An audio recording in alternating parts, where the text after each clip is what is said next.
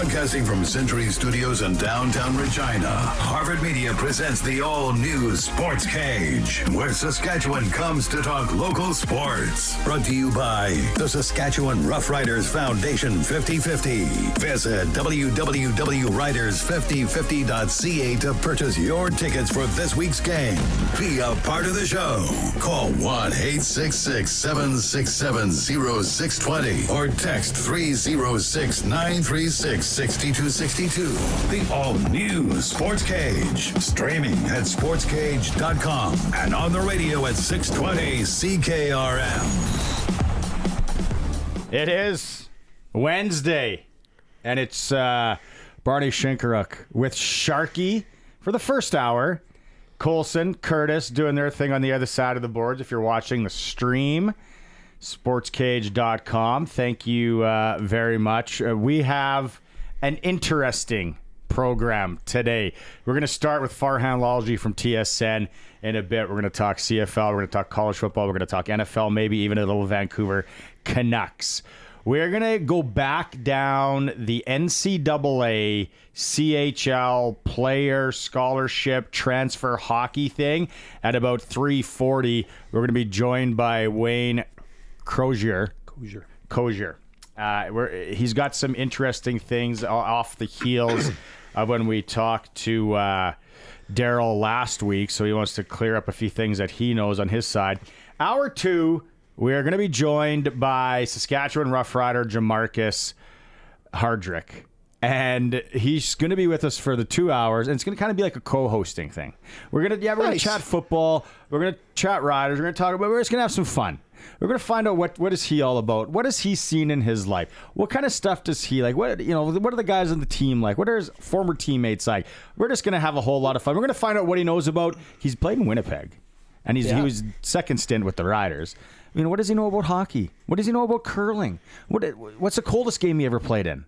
Different things like that. I want to hear about the Arena Football League. When I was looking him up today, I want to hear about that. I want to hear what that was like. How's the Arena Football for a big guy? Right? Yeah. Like it's, the last 2 hours will be that. We're just going to have a lot. We'll be running down everything else in the sporting world. If you have questions or comments, mostly questions though, comments I usually delete. 936-6262. Capital Ford Lincoln text line, Saskatchewan's #1 Ford retailer, Capital Ford Lincoln. Let's go out on the Western Pizza guest, unless I missed anything that you wanted. I wanted to hear this Bama story on this shirt. You were going to tell us a story. Well, let's bring Farhan in. Okay.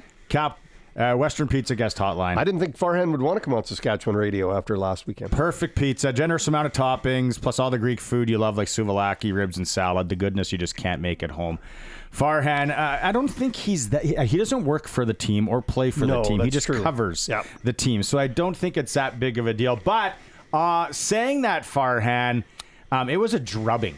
And we had Luke Mullender on the program yesterday. And Luke, as a guy who's been in the trenches, and you've been around, when you're on the sideline, you might have been able to sense this, although you were in that absolute heater of Calgary and Edmonton on the weekend. He thought that BC, right from warm-ups, they didn't look engaged. They didn't look into it. They seemed passive. And that's coming from a former player. And then they come out, obviously, tough circumstance on that interception. But after that, it did seem like they were absolutely flat. All fair. And I do want to hear your Bama T-shirt story. But so you're not getting away from that. But you're right. And that's one of the challenges that this team has right now. I mean, I do believe there is a real lack of belief in this team's ability to even go on a run and to win big games. And, there's certain players that believe in themselves, but I think there's a lack of belief in the collective. So then, on the second play of the game, when you have that ball bounce 9 times and fall into a rider's hand and go back for a pick 6, when you're a really, really fragile team, everything immediately comes crashing down. And then there becomes a lack of belief in your ability to kind of get it back, right? So when you play a team like that, and Saskatchewan may be doing that again in a couple of weeks in the Western Division final or semifinal in BC or in Saskatchewan with BC there, if it goes that way, that's going to be a big key for Saskatchewan again. Get on them early. And then when you look at the decision that was made yesterday to give the ball to Vernon Adams, I think that's part of it, because Rick Campbell is not this coach that's constantly on the pulse of his players. He needed to find something to get their attention. And doing this with Vernon Adams, who the players in the room really, really love and believe in, I think is one of the few levers he has left to pull. You know, and it's great that you brought up Vernon Adams, because that's where I was going to go. My comment is around, they had a great opportunity when they got the guy back from the U.S. and they thought this is wonderful, but they took a quarterback who had him at 6-1 and sat him down and said, no, this is our new starter now and you're not it. Everybody said it didn't cause any problems in the dressing room. They didn't look like a cohesive unit on Saturday. Well, you're right. And look, a lot has happened since then. And this is a case of a lot of people, the majority of these players were here in 2022 and know what Nathan Rourke looks like and plays like. So I don't know that it divided the room, even though, like, look, I lived it with Dave Dickinson and Casey Printers, right? Like, it absolutely divided the room. Whereas here, there is a mutual respect for both players, but I'm sure there were some that felt Vernon had been mistreated. Now, as you go through the chronology of events, it's not as simple as to say one got sat down in favor of the other, because one was hurt. Right. And so if Nathan Rourke had come to Saskatchewan and at the same time in August and come to Corey Mace and Jeremy O'Day and say, I want to be a rider for the next 3 years, what do you think would have happened? I'll tell you what would have happened. They would have signed Nathan Rourke and made him the starter. And they would have made him the starter because Trevor Harris was hurt. Right? Do you know what I mean? And so, I hear you. You know, he's got a big cachet in this market. He came in, and then by the time Vernon got healthy, Nathan had played his 2 best games of the year, right? He had just come off that touchdown Pacific performance against Ottawa and then gone to Montreal and played great in a win. And now you've got a decision to make. So, you know, some people would say, you can't lose your spot because of injury. But others would say, okay, this guy's hitting his stride. We got to run with this, right? So both those things were at play. So if you look at all of what went down, it's easy in hindsight to be really critical because clearly it hasn't worked. But if you go back to that moment of decision, I don't think they made the wrong one. I think people, if they step back, like I always say, okay, and go and say it in front of a mirror, anybody would have done the same thing. With the injury at that time, sure. Injury, and then he, like Farhan said, he plays his 2 best games. Well, then you keep riding him. And he's Nathan Rourke. Just hasn't gone that way. What do you think? What do you think is really in Nathan's head right now, Farhan? Do you think there is a little bit of disbelief with the time off that he had, that he came up in his skill set?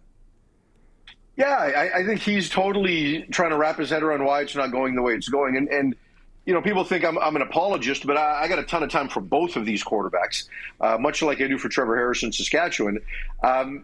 And you know, we judge Nathan on a different curve than we judge others, right? Like when Vernon Adams throws picks, people are aghast. Guess what? Nathan Rourke threw picks in 2022, right? But people viewed it differently. And now when he plays ordinary football, because he hasn't played terrible, his touchdown to interception ratio hasn't been great. And obviously the win-loss record hasn't been good. But the real problems with this team are defensive, right? Like their defense is horrible. So now all of a sudden there's even more pressure on Nathan Rourke to get it done and to produce, at a higher level, because the defense isn't going to carry him. And so then when he plays okay, not terrible, okay, we look back at 2022 and judge him on that curve and say he's playing terrible. And that's not necessarily fair, but from his perspective and your question about what's in his head, everything's in his head. And the superpower that Nathan Rourke had in 2022, in my opinion, was his ability to remove all of that and stay present on what was important in that moment. I go back to a game in Saskatchewan where he was struggling out of the gate. Well, he just kept chopping wood, and after turning the ball over in the first quarter, got his team back in it. And he did that in other games. He can't do that now. Right now, everything weighs on him. 5 teams in 11 months, and NFL dream being dead, and I'm not getting my CFL production back right away, and it's not the same receiving core, and Vernon's right there, and half the team wants him to be the starter. Like, there's so many things that are in his head that even he's starting to realize it, and I think there's a part of Nathan that will be relieved at some point when the season's over. Interesting. Can I switch to the Canucks now?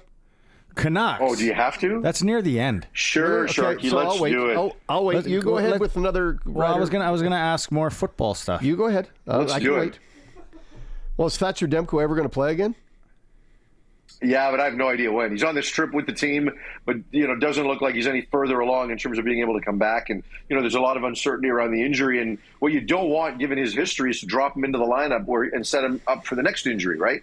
And that might be inevitable anyway, just with where he's at and how the last 4 years have gone. But they're in a precarious position because their goaltending has just been kind of okay, meh.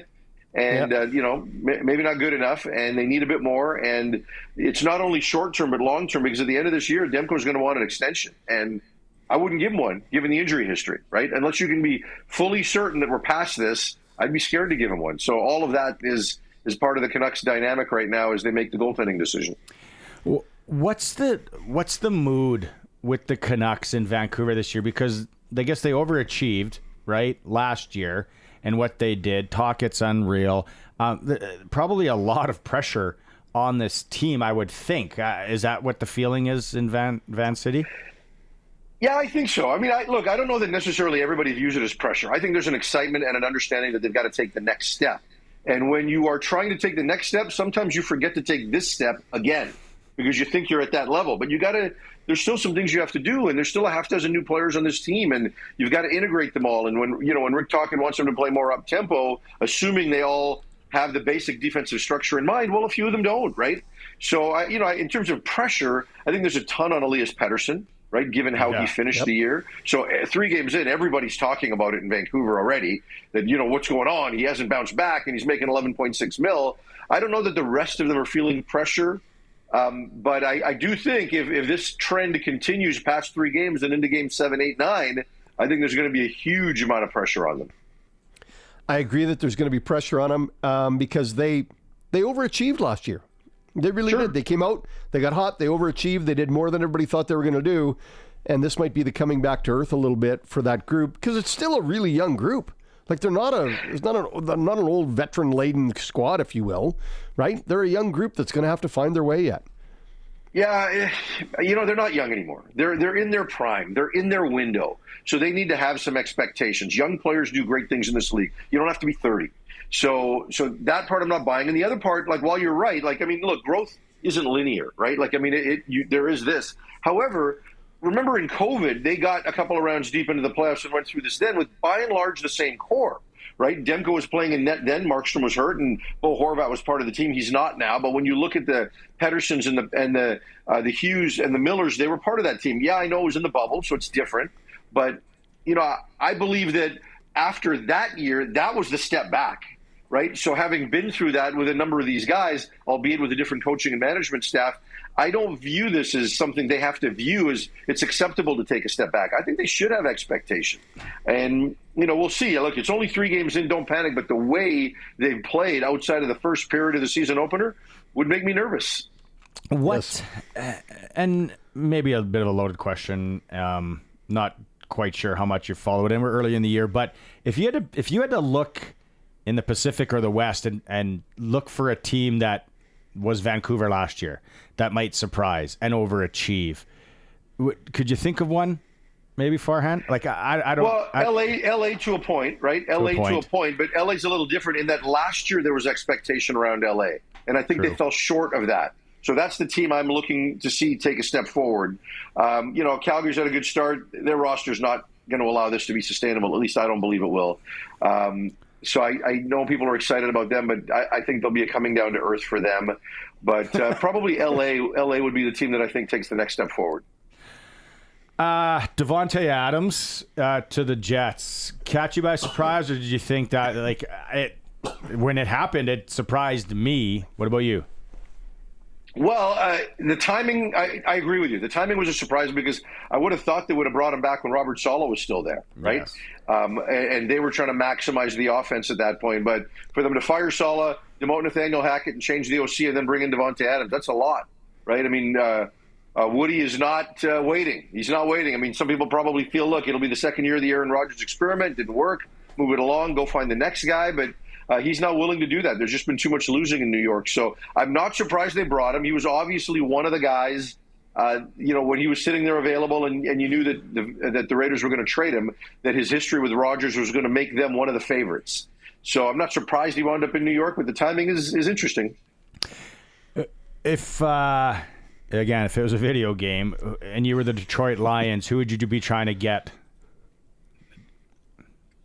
Defensive end? Yes. Yeah.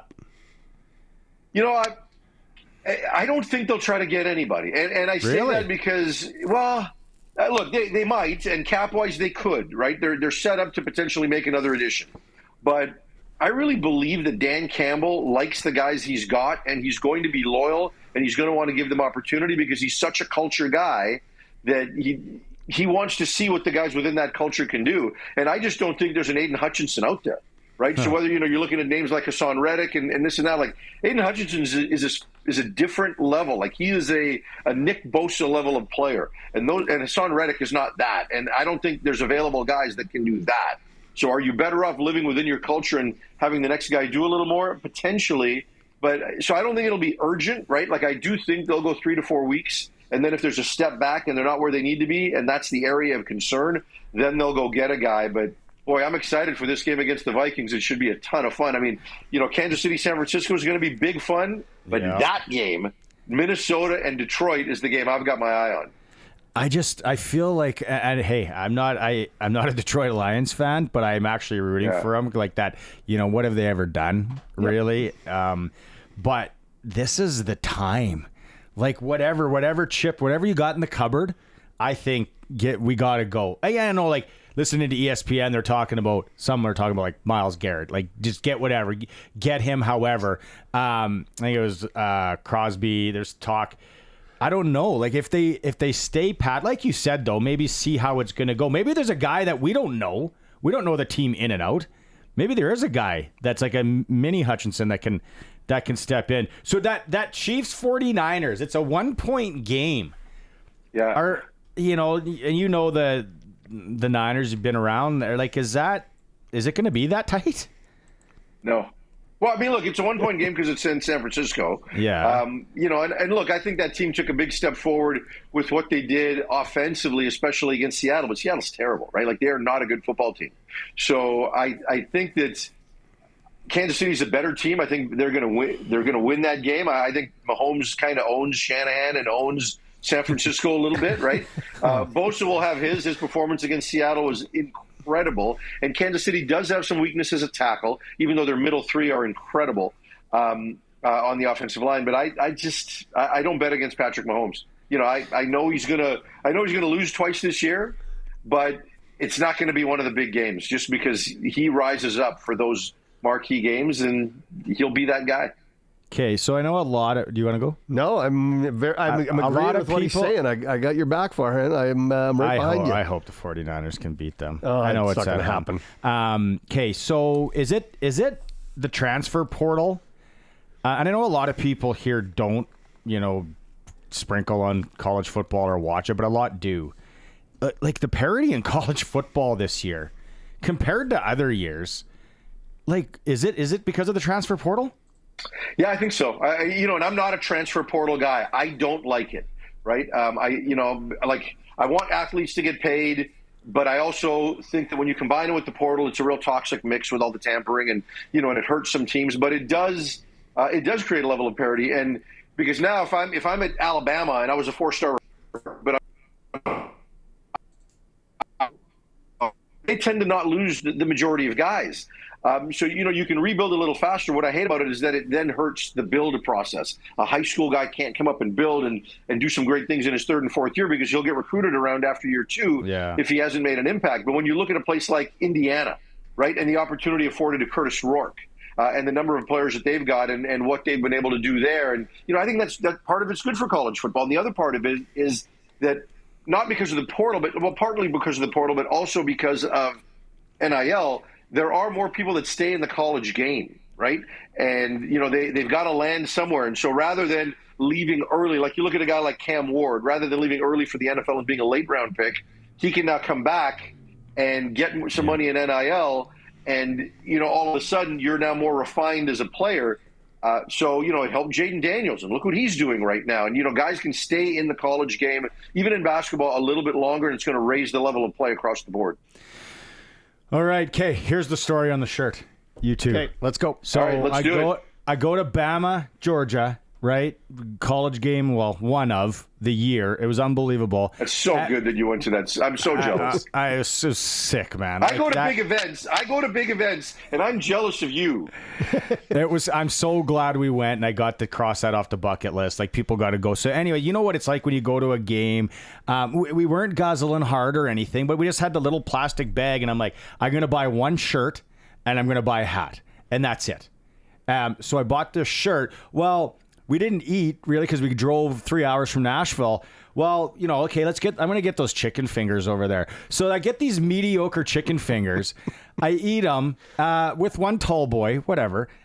Second half, I look at my shirt. Well, there's a big grease stain. And I'm like, I hope that's beer. You know that? Yeah, like, where's that? No, it's grease. So I bring it home. I clean. My wife is like, you got to put Dove on. You got to put the stuff on it. And then I'm an idiot and I dry it. So the stain is now set in, and I'm like, the only shirt I bought in Alabama. So then I looked up on Google at toothbrush with Dawn, scrub hard, rinse, scrub again, rinse, wash it. It came out. Shirt's alive. Look at you. Shirt's back alive. You're getting, you did the free plug for Dawn right there. Yeah. See, the better story would have been that you were wearing a Rider shirt at the Bama game and you spilled stuff on the Rider shirt, and then you had to go out and buy another shirt to wear so that you didn't look like an idiot for the rest of the game, and that was the Bama shirt that you bought. That would have been the better story. Yeah, it just tells me that you're kind of a messy eater and you don't know how to do laundry. Oh, don't That's even what I got out of it. Yeah. I do good laundry. Okay, Farhan, next week. See you, my right. Right on. See you guys. I do great laundry. I do a lot of laundry. So do I. Yeah. Well, when you come back from the field and shooting stuff, the missus isn't big on cleaning that. I mean, you didn't have a billet. There was the odd billet back in the day that would do laundry. And Isn't then that kind of creepy? And then some that, no, why? Somebody else cleaning your underwear? I don't care. Go Okay. nuts. All right. If you got some sort of kicks by cleaning my underwear, go ahead. No, it's, and then you had to, I had this one billet in the States. Amazing. Like, he was a home builder, so no shortage of cabbage. But he treated me like gold. My job was that I had to make my bed and shovel. And we got mountain snow, and we had a heated driveway. But he would make me shovel.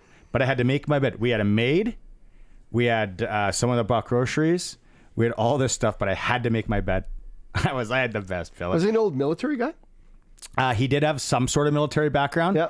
And then his secretary, which the office was in our house or underneath, she kind of got sick of driving me to practice, so he just leased me a truck through the company. I know, isn't that it? With a heated driveway. It was unreal, man. And we had Phoenix Coyote season tickets the first year that they were ever there. And he's like, "Hey, use these. Don't drink and drive." Da da da da. I'm like, "Yep." You didn't try to get adopted? And my buddies are freezing their, what's off on a bus going to Flin Flon. Like, why are you playing down there? And I'm like, here's a picture of my truck. See, all new sports. Here's a picture of the driveway. But anyways, I could do a lot of laundry. I've always done a lot of laundry. And then I'm telling you, if you're watching the stream and you got a shirt with that deep stain, because I got a few golf shirts that I've thrown out. Yeah, so have I. Yeah. But it was a toothbrush and it was Dawn and scrub, rinse. Scrub. I went pretty hard on it for, half hour. Came out. Nice. Good for you. You learned. There's your laundry tip for the day from the Sports Cage. You learned things on the Sports Cage. Yes. If you got a favorite laundromat, let us know at 936-6262. Home of the Riders, 620 CKRM. Capital Ford Lincoln text line. I think Roscoe's dipping into the sauce on a Wednesday afternoon. His question. Work early? I thought he was going to have a question for Jermarcus Hardrick or something. When will the first snowfall be? I don't know. I thought we were going to get Pig Spleen guy on, and Almanac guy. Colson, did you ever look into that? Can you look into getting a Pig Spleen on? I want to find out what kind of winter he thinks we're going to have, and then we'll document it, and then we'll... Has he ever been very accurate? I've been looking. He's really hard to source on the internet. Isn't he from Southwest Saskatchewan? Yeah, I thought he was down from like Tompkins or somewhere Is he down still there. with us? Like, it's been years since I heard him. Yeah. Okay, well, let's Like I look said, into I'm that. looking. All right. Let's well, look if into anybody's him. going to find him, Colson, it's you.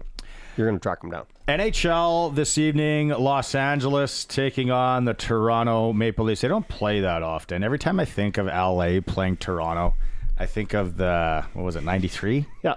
Cup semifinal. Felix Potvin, Wayne Gretzky. Marty McSorley. Doug Gilmore. I think it was that. Did McSorley and Clark have their fight in that series? Was that their big scrap? Oh, was it? Did they fight in that series? That kind of rings. I know they fought, but was it in that series? Wayne Gretzky's non-call on the high stick on Gilmore. Anderchuk? Was he playing? Young Anderchuk? Might have. Leaf fans are still crying about Todd that. Gill? Todd Gill, I believe, was there. I don't know why I remember Todd Gill. Of all the guys to remember Dave in that Ellett, series, Todd Gill. Yeah. Todd Gill, the 5-cent common. All you hockey card guides will get that. Okay, elsewhere. Buffalo is in Pittsburgh. Boston, Colorado. Interesting matchup. It is. Colorado needs a W. They got to get off the schneid. Utah, Anaheim. This Utah team's exciting to watch if you get a chance to watch them. Starting tomorrow, we have our NHL insider starting with us. Eric Francis is back for the whole entire ice hockey season. Love it.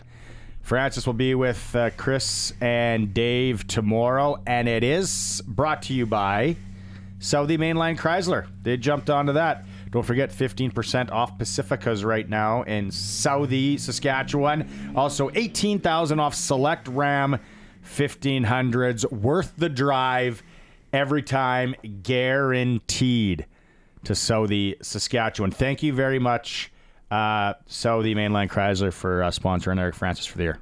I have a comment, and you brought it up with your with chicken fingers. Is that what they were? Chicken fingers? Well, can I, before you go to that? Okay. Sorry to interrupt. That's not unusual. Pig spleen guy died a few years ago. Somebody just texted us in. So unfortunately, yes, we apologize. Rest in peace. Yeah. Pig spleen guy. And we could just get Almanac. Find an Almanac guy.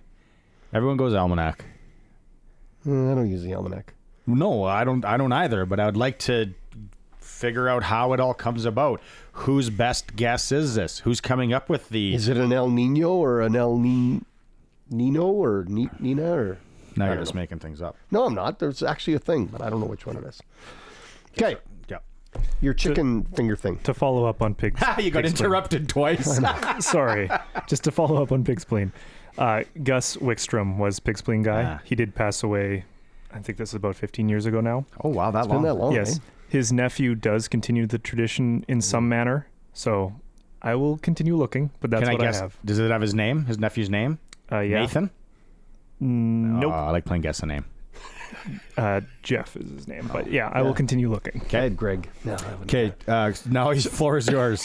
Thank you. Appreciate the opportunity to speak. You commented on the bad chicken fingers at the Bama-Georgia game. Yes. And I didn't say bad. They were mediocre. I think Stadium Food has mailed it in. I really do. I think they've stopped caring and just producing crap and giving it out and overcharging for it. Spiro from Western Pizza would be offended, angry right now because he still runs a heck of a pie at Mosaic Stadium. See, he's on the other side of the stadium. I don't get around there. Western Pizza's beautiful there. I know. I don't get around to that side. It's all fresh. It is. Okay. So what else are you... Well, one of my favorites, other stadiums? One of my favorites was in Seattle at the baseball stadium. Mm-hmm. They had these garlic fries. Oh. And they came with a side of apple wedges for afterwards to cleanse your breath. They were delicious. They were so good. Of all the things I remember in Seattle, it was the garlic fries. I remember having garlic fries at, what's it called? The San Francisco Giants ballpark. PNC? Yeah, I think so. Something like that. And Mrs. S and I, were they garlicky? Well, I'm never getting these again at a game.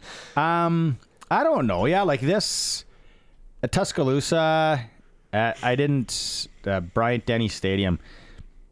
I know there was a lot of people eating the massive dough pretzel things. Yeah, that's a lot of dough. Yeah, a lot of people were eating them, but a lot of people there were skinny too. And then... Not if they keep eating those pretzels, they won't be. they were all so young. The mediocre chicken finger, kind of cold. Very nice service, though. Service is good. You know, one of the best in-stadium items to eat I've ever had. Go on. Gillette Stadium, Foxborough. I've gone back twice to the same concession for the beef on a bun or like Philly cheesesteak. Really? I don't know what's about it. Maybe it's because I'm always, nursing one and just ready to eat anything. I'm trying to think now of like other ones I've been to that I've... Something that you remember that was really good. Like, I know there's lots of bad stuff out there. What do you remember that was really good, that you ate and you went, they put some effort in? Popcorn at Madison Square Garden. Best popcorn I've ever had at a stadium. Really? Yeah. And actually MSG. the beers weren't that expensive, I remember, as well. It was like 7 years ago now.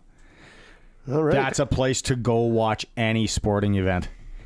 Like, It's on my bucket list. I got to do especially that. hockey. Like, they go nuts. And it was a Sunday at 6 o'clock against the Arizona Coyotes. So my buddy and I, I'm like, oh, we'll get tickets. Don't worry. It's a Sunday against Arizona.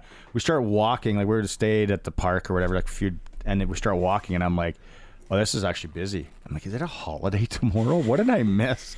And then we get to the lady's like, well, all we have are these 2 tickets here. And they're like, they were more expensive than we wanted to pay. And I'm like, well, I guess we got to go. Get in there. It is just rocking. And when they score, they play that song. And the building kind of shakes. Anyone that's been there that's listening right now, you know. Recognize that tune? Can you recognize that tune and bring it back to us? We'd like to know what that was. I thought I did a pretty good job of it. That's what it is. The New York Rangers goal song. Colson's on it. And it like kind of shakes, like, because it's elevated, so they say. The arena? Yeah, it's like the 7th floor. Or something. It's not quite that. Like, I know, because Penn Station's underneath. Yeah. But it's something. It's a bucket list thing. Tuscaloosa, if you like football, go there first though, before MSG. But yeah, they had a nice popcorn. All right, that's the feedback we want today. We want the best stadium food, location, and what it was. There's probably some really good ones that we Yeah. have no idea. I want to hear. what it was. It is. Let's talk hockey here in the next segment. Speaking of WHL tonight, Spokane Brandon. Berkeley Catton versus Roger McQueen. 2 Saskatoon boys going at it. Catton a first rounder last year. McQueen will be a first rounder this year. Spokane beat Moose Jaw last night 7-4. They're on a long road trip here, and they're absolutely buzzing. Red Deer's in Calgary, and PG's in Medicine Hat. SJHL this evening. Around the area we have games. Battleford is in Notre Dame. Yorkton is in Estevan. And then up north, the Weyburn Wagon, they're in Nipawin to take on the Hawks. So 3 games in the SJHL. Benny Walchuk yesterday on the SJHL report, we talked about Weyburn. And Cody Mapes doing some things there. Got them playing good. like to hear it. Good hockey. I think the SJ. There's a lot of parity in the SJ this year, from what I'm seeing. I could be totally off my rocker, but yeah, that's the rundown of hockey in the area. When we come back, we're going to talk about this NCAA CHL scholarship. Does he have a scholarship? Oh, listen, That's the song. that's what I just hummed. I don't know. I if that's hummed what you the hummed. exact same thing. I don't think so. I don't think you hummed that. Let's go back. We're going to have to cut the tape up here and break and then go and play. It's all new SportsCage. Watching the stream, sportscage.com. High school football playoffs are starting around the province here. I think it's like tomorrow. There's a number of games. It's really weird because some of them, it's like they're playoffs and then other ones play and then they get into like a provincial playoff. We want to know, what are the games that we should be focusing on? It's hi@sportscage.com.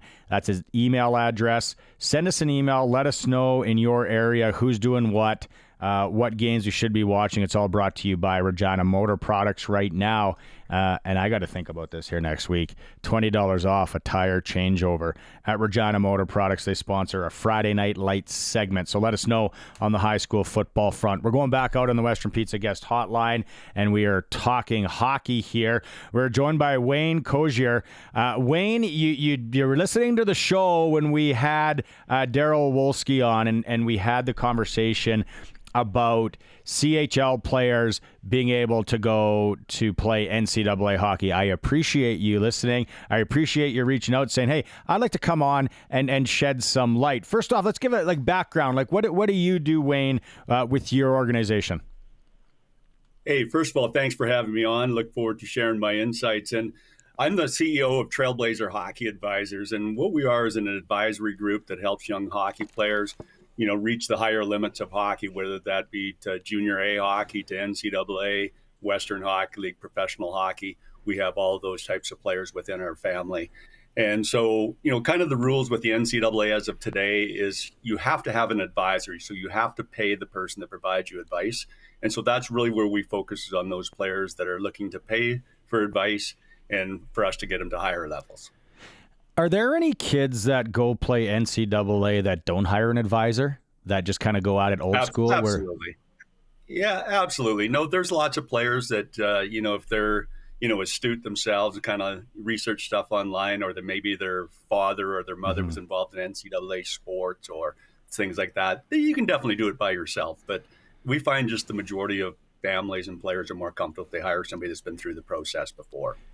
So, correct me if I'm wrong, but you are working right now with some CHL players. We don't have to give names or anything, but you're working with some CHL players that are talking to NCAA schools for full rides or rides? Yeah, absolutely. And you're correct. They are full rides that we're talking for these players. And so, it's one thing that, Daryl made some great comments there last week. But, the one thing I just wanted to make sure that's clear for your audience, that I don't expect many CHL players to go for the NCAA with anything less than full rides. It's also important to know that in the 25-26 season, the NCAA hockey is going to allow 26 full scholarships per team versus what was historically 18. So any teams that are looking to offer the 26 full scholarships, essentially everybody there is going to be getting a full ride. Well, so that's 8 more? No, 20. Yeah, 8 more full rides per. What does a usual NCAA team carry as far as players?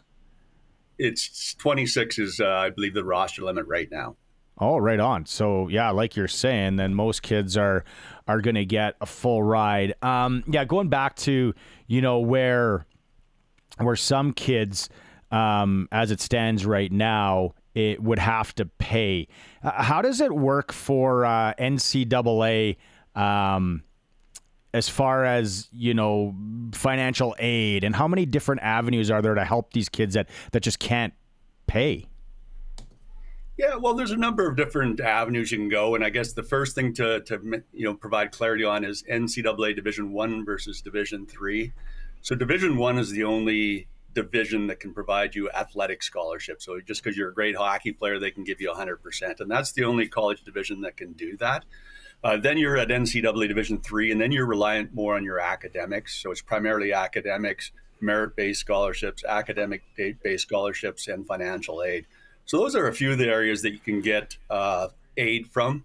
So again, in D1, you're applicable to all those. You could have your athletic ability, which can anywhere from 0 to 100%, and then add on the financial aid, merit-based, and academic scholarships. And then there's other things such as the Alston payments, which is kind of a new thing where you can get about $6,000 for that.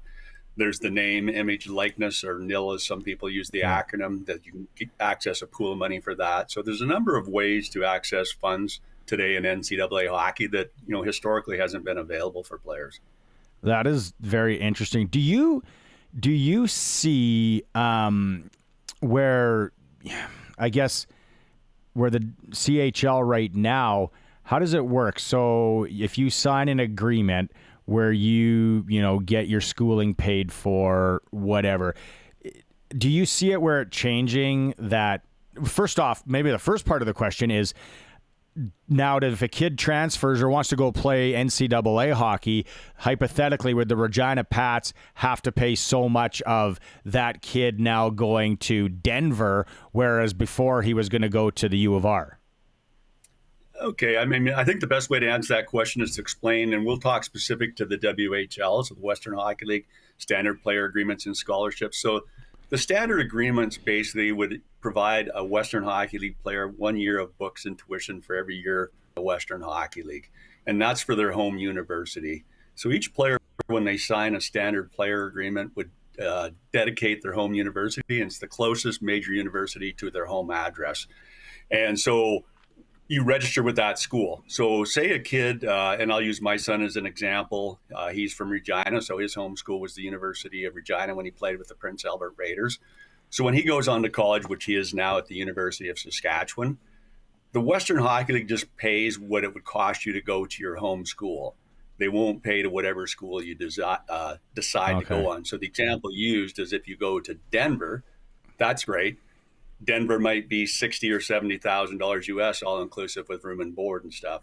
But the Western Hockey League scholarship would only cover your books and tuition as if you were going to your home university, which in my case would be, my son's would be University of Regina. So the player could take that pool of money and put it towards his education or any of his expenses at the University of Denver if he moved to there. Again, that's the way the contracts are worded today, and I would fully assume the Western Hockey League is going to modify their agreements going forward. Yeah, I would. One would think. Anyway, how does and I don't know now that your son is playing U Sport, how is U Sport going to play into all of this? There's a lot of people talking about what the impacts are. A lot of people are panicking. I think there's going to be some shakeup here in the first year or so, but after that, I would just totally see it normalizing. There's a ton of elite hockey players in North America and globally, because again, there's Europeans players coming over and playing U Sports and NCAA and stuff. And so there's more than enough to fill all those NCAA Division I and U Sports teams. It just may change the mix a little bit. So there might be a couple of CHL players that decide to go NCAA to pursue their higher levels of hockey and education. And there could be, theoretically, USHL players that maybe don't have room now to get into the NCAA due to CHL players. So they decide to come north and play U Sports and pursue their education. So again, there'll be lots of change this first year. But after that, it's just every player will find his pathway that's best suited for him and will go that way. So they'll both continue to be elite levels of hockey. It's just a little bit of a different recipe in the makeup of the players. Academically, one of the challenges, I'm sure there's a lot of smart kids that I guess the misconception is these kids play Western Hockey League, they're not good students. Well, it's not the case at all. A lot of them are good students. But the other thing is you can be a good student, but there's always the obviously the SATs or the NCAA clearinghouse that a lot of these kids would have to do as well. How do you explain that when you talk to kids and parents that are preparing their kids maybe for an NCAA route? Yeah, so when we bring any of our clients on, we go through a detailed discussion of their potential pathways in front of them. And that's why we're called Trailblazers. We build pathways for our players. So we certainly talk about the NCAA clearinghouse, which is now a requirement of playing Division I hockey. And really what the clearinghouse is for your audience is it's just basically a portal where you upload your academic transcript so that they can verify that you have the 16 core subjects, that you meet the academic levels that are required. And it also confirms your amateurism certificate, which is your ability to play NCAA hockey. And so most of our players, we have a talk about that. Most players, even if they're looking at pursuing CHL, we'll educate them on the portal. In the case of our one Western Hockey League player that we're looking at potentially moving to the NCAA next year, he's now currently filling out his NCAA clearinghouse profile, uploading his transcripts and stuff so that he's all ready for when that more formal written offer comes in and he wishes to accept it. Wow, this is there's a lot to comprehend and digest here and all that. Okay, the last question to you is, when do you think we're going to see this influx or this explosion of kids, CHL players? When are we going to see this commitment thing come through? Is it like there's something November 1st, I think I read? And then the second part of it, is it going to be mostly all 20-year-olds or 1920s? Yeah, so the first part of that question is it will be in November. There's going to be an NCAA coaches meeting that's going to be happening. All indications are that's when it will be declared that CHL players will now become eligible. And so then you'll start to probably hear a whole lot more about teams publicly, I guess, looking to different players and having the players verbally commit and or formally commit to their colleges and stuff. Based on everything I've talked to NCAA Division I coaches, they're all telling me 100% it's going to happen for next year, the 25-26 academic year, when CHL players will be eligible. And my perception is it's going to be primarily the 2004 borns are going to be drawing the most attention because they're ready to go in. And in my case of our couple of CHL players that we've been talking to colleges, they are both 2004, so playing as overages in the CHL. And so I think that's where everybody's kind of, going right away. But longer term, certainly they're going to look to the younger players that maybe chose the CHL route But now we're having second thoughts and might like to go to the NCAA now that they're going to be eligible. And so they'll be looking to all those kids. Okay, I lied. I got one more question. Who's going to be? Is there a league? Is there an age group? Is there part of the world? Who's going to be the big, I guess, for lack of a better term, loser in all this? Like with this new ruling and kids being able to play both. And again, I'm going to answer that question this way: that in the short term, there might be losers, so to call. And I would say that would be leagues like maybe the BCHL, maybe the USHL to a smaller perspective, because there's certain Canadians, say, that will go to the USHL to try and pursue the NCAA. Well, those kids will now have no reason to do that. Same with the BCHL. There's a lot of elite Canadians and even Americans that go through the BCHL route to keep their NCAA eligibility today. Well, that's going to change going forward. But that said, it's going to be all short term, because my point is there's lots and lots of elite hockey players in North America. There's no shortage of players. And so it's just going to normalize. Suddenly, all those players will be just finding whatever's the best route for them. And again, I would assume a lot more players will go the CHL route. But in behind there is a lot of really elite players that can play in the BCHL, the USHL, the North American Hockey League. And you won't notice any difference at all. And it's a little bit like people will talk about at the NHL versus the American Hockey League. So any American Hockey League player, say in a forward that plays in the top two lines of the American Hockey League, could play in the bottom two lines of the NHL. So it's the same thing here, really. It's interdispersible, and you can interchange those types of players. This is awesome. Well, like I said, a lot to comprehend, Wayne. Let's keep the lines of communication open. Totally appreciate you coming on today, reaching out and giving us some clarity on it. And all the best with Trailblazer Hockey in the short term here. Yeah, thanks a lot for having me, and I'd welcome coming on anytime. It's a very complex and fast-changing world, the hockey landscape. So I'm here to help you and any of your audience that I can. Okay. Right on. Thanks so much. It's Wayne Crozier with Trailblazer Hockey, giving us some insight on the CHL to NCAA route. It's all fascinating. That's an hour in the books. The all-new Sports Cage. When we come back after the news, get your questions in 936-6262. New co-host, special co-host, Jermarcus Hardrick joining Sharky and I. It's the all-new Sports Cage on the home of the Riders, 620 CKRM.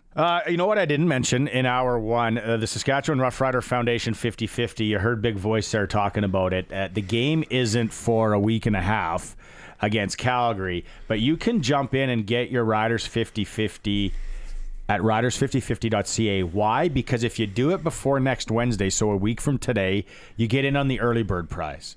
There's been some really good ones. We're down to the bottom, though. We're down to the end of the year. No, they come in with the thunder on this one. Oh, really? What do we got? I don't mind this one. Dominican Republic vacation. Includes flights, obviously. Accommodations for 2, all-inclusive resort, shuttle transfers, or you can take $5,400 cash. That's a good early bird prize. That is a very nice prize. Have you been to the Dominican? I have been to the Dominican. Loved it. Beach was fantastic. Oh, yeah, because you were there near Punta Cana? Yeah. That's like that beach is unbelievable. It was very nice. The only thing I didn't like is a long flight home. Because you're coming against that jet stream and you got to... No, it was a little bit too long on the way home. I loved it, though. I wish I would have went for more than a week, but kids were young. I'm not retired. We always wish we had longer than a week on holidays. Riders5050.ca. You can get it on. It's hour 2 of the show. As we teased, we had it on our social media. If you're watching the stream, we got a new co-host for the next 2 hours. He's coming in. We called him up from the practice squad, so to speak. Yeah. Jermarcus Hardrick, Saskatchewan Roughrider, is joining us. Thanks so much for coming by and doing this. Man, thank you guys for having me. Excited to talk ball with you guys. Let's go. Yeah, we're going to talk ball. We're going to talk a little bit of everything. We're going to brush you up on your curling. I'm going to see how much you know about curling. Let's do it. I kept up with Jake Thomas curling event, so I know a little bit. Unfortunately, you go down to injury this year. Like I said, the one practice I had a chance to chat with you there. Got to just kind of know like this guy would actually be really good on the radio or the TV. You got a broadcasting future. I think no doubt about it. But you go down. There's so much, with you coming into this team this year. Obviously disheartening, but your spirits and like what everyone's talking about, and you were around the guys and you were rallying, like where do you get your demeanor, your charismatic, tones? Where do you get all that from? I just think growing up in a close-knit family, growing up with a lot of cousins, small town, didn't have a lot of bowling or skating rings and things like that. We had a lot of mud piles. We wrestled a lot in the backyard, and just being around and making fun. Yeah. Just making our own fun. And I've been playing football for a while and had a lot of wins. In high school, never lost a game. Whoa. So that became contagious to me, just seeing the older guys going pro, going college, and seeing the way they had that kid joy for the game in high school. And I go to my kids' practice now, and I always just see that kid joy, and something about that kid joy to be able to still have that, something I want to keep a part of my game. It says so. It's Batesville, Mississippi, but it's Cortland, Mississippi is where you're, like, that's home, right? Yes, Batesville, Mississippi is where the hospital is. Okay. It's where the red lights are. It's where the high school is. Yeah. Cortland is on the outskirts where we have a post office, a couple gas stations. Every other turn is a trailer park, and I call it fun. Most people, when I got to college, they said I was from the sticks. So I understand now, it was the country or you're from the sticks. The sticks is a little deeper than the country. That is. So I'm from the sticks. That's awesome, because I was looking up famous people from Batesville. You're on that list. Who would be the most famous person from Batesville, though, do you think? Oh, because of music, I go with Soulja Boy. I go with Soulja Boy. Soulja Boy was actually in my graduating class. Way! Really? So I actually grew up with Soulja Boy, and he came 5th or 6th grade. He made that song. We were in 10th grade. We saw him on BET, and we never saw him again at school. So it was a cool story. He played basketball, played football.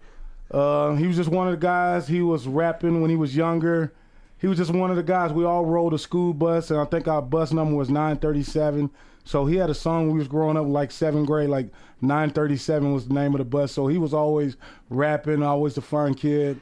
He always wore sunglasses and rode on them. Like, when you seen the entire, like, pop culture or whatever culture he was doing at the time doing that, it was almost like, okay, I've seen football players from here, and MySpace was big at the time. Just to see him all over MySpace and just to see him eating the same lunch and breakfast with me, it was like mind-blowing. Just proud of him, super proud of him. Wow. So That's a what kind great of story, athlete was he? He was a DB and a receiver.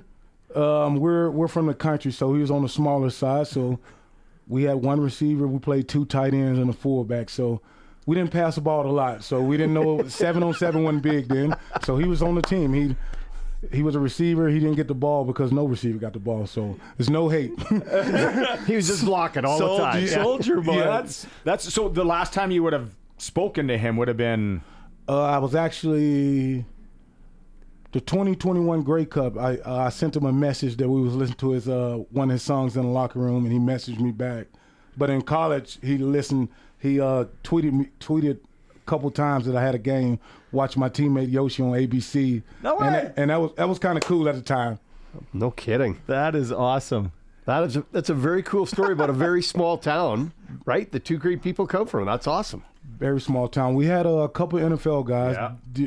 Deshae Townsend for the Pittsburgh Steelers. Mm-hmm. Okay. Dwayne Rudd for the Cleveland Browns. He was the guy that threw his helmet off after they won like 10 to 12 years ago. Yeah. They won a game, kicked the field goal. He threw his helmet off. They re-kicked, and he lost that game. Flagged him. So people know Dwayne Rudd from that. So he's from my town also. Not quite as famous then as you. No, those guys got the NFL pedigree down there. NFL is king where I'm from. But guys are starting to respect the CFL and see the CFL more. It's not even a respect thing. Just growing up, you don't get a lot of CFL exposure in a very small town when you got 3 channels and you still turning the antenna a little bit. Well, and so I wanted to go back to your small town and your family. You've got a whole group of siblings. You've got an enormous amount of siblings compared to the rest of us. How do you keep in touch with all of them? How do you find them all? Do you know where they all are? Most of them from the small town or the small county of Panola County. So it's Basefield, then it's Cortland, then it's Sardis, then it's Pope. all of that would probably make up 7,000. But and that's our county. So a lot of guys are in the county. I went to school with a lot of them, but I didn't meet a lot until I got older. So that's how I got the nickname Yoshi from my brother Mario. Met him at the Boys and Girls Club, and we were kind of kicking it. He was a little older. It's cool to hang around him. Then the whispers started coming. I'm from a small town. Eventually, you're going to find out if somebody's your dad or not. So it was one of those things. Found out we had the same dad and hated the name Yoshi. Wanted to fight people if they called me Yoshi. But it meant a lot more when I found out somebody I looked up to, and Mario and Yoshi meant a little bit more. Because what is it? 17 siblings? 17 siblings. Only one on my mom's side. My dad, my biological father, he had 17. Jeez. And then so Mario. Yeah. But was everybody the stature that you are? Everyone like big?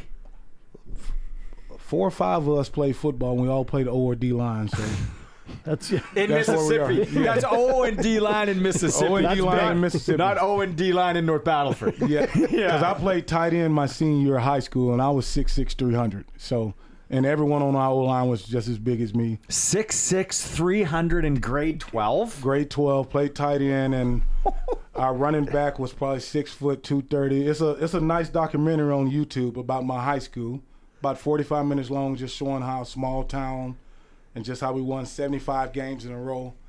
And you'll see you'll see me actually catching the ball in that documentary, number 95. Probably look like the Michelin Man running with the ball, but you will see me. What's it called? Oh, man. Colson's going to look it up here. Yeah, we get Colson's a master of finding Put it on things. social media. Yeah, you got to Google Sample Nola on documentary, and I'll go off there. Yeah. Because my next question is, you're playing tight end. Did you actually catch the ball or just running? A lot of the running game. If I'm going to be honest, because it's stats out here and because it's film out here, I was wide open every time I got the ball. And I was wide open because we had a 5-star running back, and we were running 40, 30 times in a row, and hey, they're not covering you. Let's get you the ball. But the plan was never I was moved to tight end just to block. Yeah. No one at our school played tight end or do anything else. We've probably had 2,000 or 3,000 yards rusher. You will see the size of guys. If you put a little bit of this documentary up while we're in it, you will see the size we had of guys. Everyone is SEC and Big Ten look-alike. We signed them 4 and 5 stars every year from my high school. So I was a little over nobody at my high school. I was a 2-star in high school, and we had 3, 4, and 5 stars every year. So where did the guys from your team in high school, where'd they all end up in college? Like, you ended up in Nebraska, but where did the rest go? You went junior college first. I went to junior college first. A lot of guys go to Ole Miss or Mississippi State. And how do I put this? All right, we're just going to keep it honest. I didn't know what a GPA was when the colleges came to talk to me. My high school didn't kind of tell us, but they kind of showed us all you have to do is pass these classes to be able to play on Friday. So I never thought about getting A's and B's or thinking about the college thing. My high school had never lost a game. It almost feels like college. We're like celebrities in a small town. So I'm just like, all I got to do is make bare minimum is 70 or 75 to pass every class. And when I committed to Auburn my 11th grade year, and I never forget when they asked me what a GPA was. It's like, what is a GPA? It's like your grade point average. And I was like, I'm passing every class. I've never failed a test. I've never did anything. And they was like, your core GPA is below a 2.0, and you have to have a 2.0 to get in, or excellent ACT score. And I was like, all right, well, we have to look at different options. That's when I had to go to junior college. And it's a lot better now. We have better resources. And I love my counselors and my teachers when I was there. Now that I look back on it, they was pushing us to get the grades that we need. They was telling us, you guys are just doing bare minimum just to play. You're not going to be able to go to college. But you're undefeated, 16 and 17-year-old. You're coming in school, and it's Ed Orgeron, Nick Saban. No way. Just SEC coaches coming to see you. It's hard to listen to the social study teacher or your algebra teacher. I'm just keeping it honest. That is very honest. And I love those guys, and those are the people. When I go back to my high school, all I do is apologize to them. Everyone's so happy to see me when I go back, and I'm more like, I'm sorry if I was a class clown. I'm sorry for every time I stood up on the desk doing the pep rallies or or just sorry for not listening and taking everything you was telling me in. I'm so glad that you're keeping it real, because we have that in hockey up here too. Big time. Right? Yeah. Where it's just like, hey, just get them along. The teams, we need them.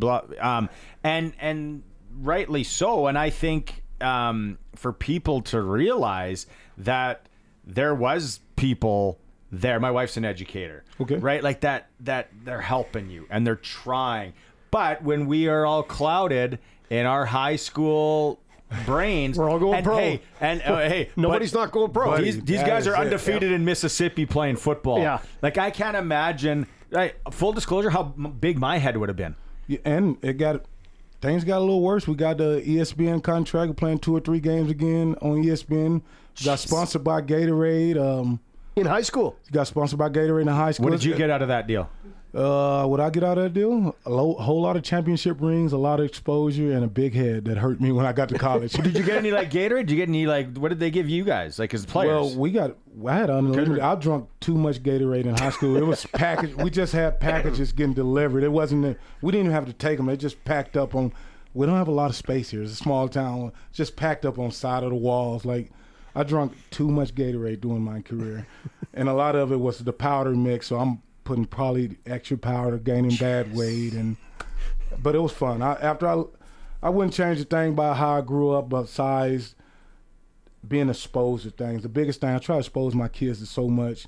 They lived in Canada. They went to half of the year in Canada, half the year in the U.S. Their mom is Filipino and Mexican. I'm Black, African American. They go to Mississippi. They go to California. We live in Nebraska. Like, when I grew up, we're going to keep it real in here. So I grew up, I'm from a small town, and it was like the blacks was on this side, whites in Mississippi in 1990. And I'm not talking about 1960. I'm talking about Mississippi in 1990. And that's how it was. It just blew my mind. I never even thought about it, because we go to school with these people who play sports with them. It was never, I didn't think about it. I wasn't exposed to it or anything. It was just normal. You met your wife. She was an athlete too, right, in Nebraska? Yes, she ran track and cross country. And yes, we met her there, and she saved my life, basically. Well, helped save my life, and just been a blessing. Wow. Patience. Filipino and Mexican? Filipino and Mexican. So what? Because my wife likes to cook. Yes. Like, what are you, like pancit noodles, or do you eat the Mexican food, or what? Like, what do you got? I just can't go wrong. She makes both, and she makes the things I grew up liking, and she has her little twist to it. She got a healthy kicks to it. She air fries things. Yeah. I'm like a kid, so she chops up veggies and put it in cheesy macaroni. And I don't know I'm eating veggies.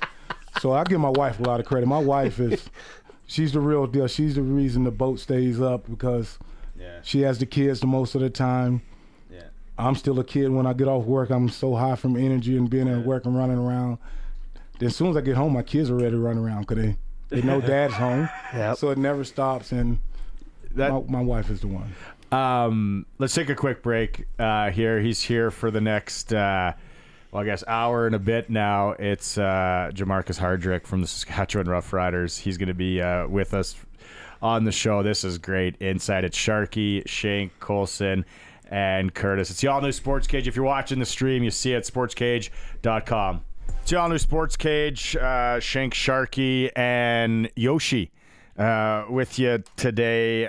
So much to get through. Don't forget, we mentioned this yesterday, and then somebody texted in, Keniston Super Draft is back. We're going to be doing this until November 1st. You and we will start picking our regular season team. Who was it yesterday that Bidsy was talking about how I just bullied him in the postseason draft? I said we're taking, what did I go, Nashville heavy? Did I bully you too? I don't feel bullied by you at all. Not at all. Okay. I wouldn't listen to any of your shenanigans on Nashville anyway. Well, we took Nashville, so somehow I tricked you. I think I had my own sheet. I wasn't with you. Super draft. You got $90,000 in total prize winning. You got $1,000 a week starting in January. The Super 8 is back, so we're going to keep talking about this. It is the best hockey draft in North America. Yoshi, if you were going to do a hockey draft, who would the first guy that's going to get the most points this year? Do you know any hockey guys? Who do you think? Connor McDavid. Yeah. See how he's paying attention. Connor McDavid. I went to a couple Winnipeg Jets game, and I probably got lucky. My first ever Winnipeg Jet game, I saw Connor McDavid. That'd be good. Mind blown. I was like, why do people hide this from people in the southern states? Why didn't anybody tell me that every minute people are going to jump over, they're going to run into people, and they fight? And they're one-on-one. Like, everyone stands back. Let them go. One-on-one as men. Like, pretty cool. So that was your first hockey game watching was in Winnipeg? First game watching, went to a Winnipeg Jets game, and Buff Nagel was playing at the time, and I was just like amazed. He was just out there to do things I would do, just run into people with my eyes closed. Yeah, he was good at it too. He was really good. The thing about hockey though, and now you live in Lincoln, Nebraska. They got an unbelievable USHL franchise, the Lincoln Stars. A lot of people out there, junior hockey wise, will know that. The thing about hockey live, and this is, correct me if I'm wrong, you talk to Americans or Europeans a lot of times that they don't know the game, they're like, live, it is amazing. I try and watch it on TV, and I have no idea where the puck is. Yeah, can't Which follow. as Canadians, we don't get that. But when you sit back and you watch a hockey game on TV, it is hard to follow. Yes, you just going off base, the sporting events I've went to, hockey game is the best live event I've went to. Just the excitement, the pace of things, the crowd, the impacts. It just never stopped. And every time it's just, I'm amazed by the people just jumping over the wall every minute and a half. I probably say this a lot, but just the substitutions every minute and a half, the contact, and start to see it set up a little bit, but I don't understand it a little bit. But watching on TV, I don't know what's going on. I'm just going to be real. Watching on TV, I don't know what's going on, and the camera angle is just like you're playing a video game. But watching it live, you can actually just see everything and enjoy it. Now, have you ever tried skates on? I know you're recovering from this injury right now. We don't want to do it today, but have you ever put the skates on? No, but I want to. I'd love to. I want to put the skates on. I want to get out there and fall. I want to learn. I want to do. I'm at the point in my life. I like to do things that are hard, that are new, makes me get out of my comfort zone. Well, Dave Schultz, if you're listening out there, he wants to get some skates on. He's the best, one of the best skating instructors in the area, province for sure, by far. His kid's amazing. But it's crazy when you think about hockey. Like I think football's amazing. Baseball, trying to hit a fastball, amazing. Like sports, golf, professional golf, like get out of here, how hard that is. But hockey, how fast they do everything on this like little piece of steel. Yes. We have this argument all the time in the CFL locker room. It's the hardest sport. And most Canadians say hockey, and most of us say NBA or NFL or football or basketball. And it always come down, they always talk about, you guys have to put on skates, and that's what our argument ends at. Yep. That we can't skate, and you have to learn how to skate first. Then you have to learn the skill with a stick. Then you have to learn the speed to go on the skates. And I think it's the hardest. It's the hardest because you don't play it in your shoes. Yes. Because you don't play it in a pair of sneakers. To me, that's what makes it the hardest. Basketball would be done. I'd football over basketball any day of the week. To me, baseball, one of the hardest things in baseball is to hit that ball. Yeah, I probably couldn't hit a 30. I couldn't imagine of 90 miles per hour coming down to, And you got to hit that and hit it accurately somewhere? Like, no way. And I'm swinging at everything. Yeah. Yeah. Golf, professional golf, though, like how they can maneuver the ball and how they get it around. And then if we Still are wearing their sneakers. if we are going to classify it as a sport, bull riding is crazy. Yes. Nice watch on TV. Very nice watch on TV. Very nice. Land on your couch, you on the off day, and bull riding come on. Okay, I'll sit here for a minute. Okay, do you know much about NASCAR? I do. Oh, all right. I'm a small town guy. I grew up on a little house on the prairie, and I'm very small town. I make my kids watch a little house on the prairie. Are we going to do it? We can do it. Do you got it queued up? We got every week. You're lucky. Wait, I got to get my hat. Hang on. We got the NASCAR report coming up. Sharky's going to talk. Jermarcus can chime in. I just want to know where I am in the pool. If I still got a chance of winning this money. Here we go. All new SportsCage NASCAR report. Robin is Racing is brought to you by Croft Electric. 27 years of trusted, reliable home, farm, and commercial service for all of your electrical needs. Visit croftelectric.com and on all socials. Last week, big race, the Charlotte Roval. NASCAR has a lot of rules for cars in regards to inspections and fairness in the racing field.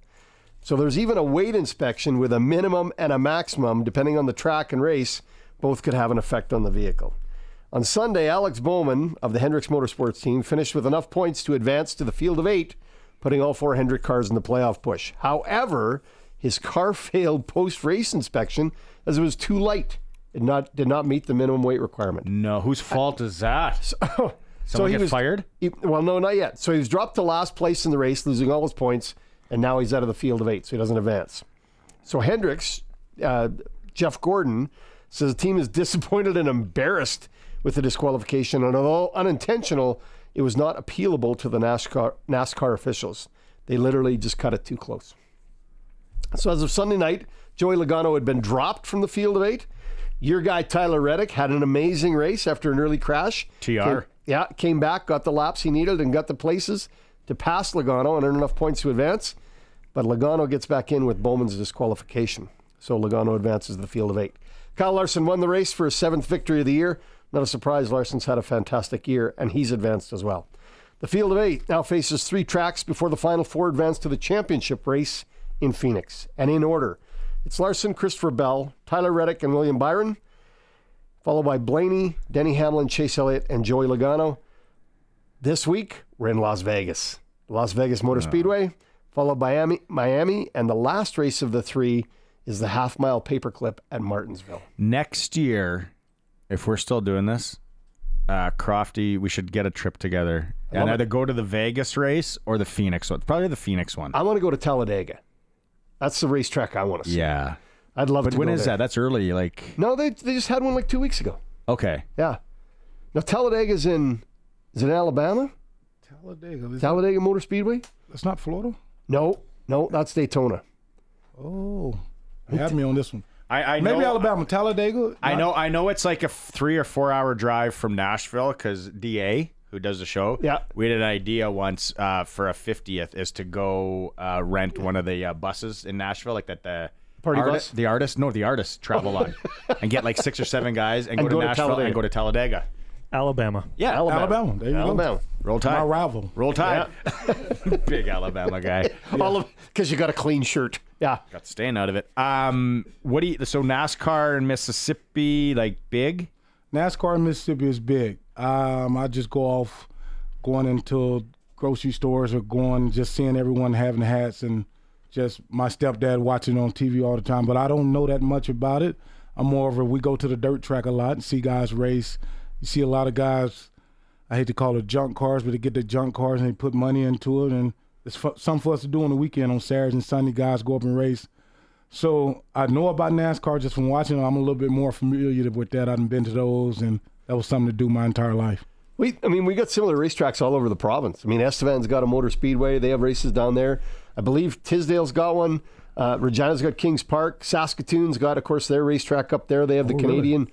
The Canadian circuit goes through Saskatoon, so there's little racetracks all over the park. So, love the car racing. Crofty Electric, obviously sponsoring our NASCAR report. If you're thinking about Christmas lights, it's getting to that time of the year. It is. Crofty's got the permanent Christmas lights. You can turn them green and white when the Riders are playing in the playoffs. There we go. And then come Christmas time, change them over to something else. Yeah. Do you have? You put up Christmas lights? Lots.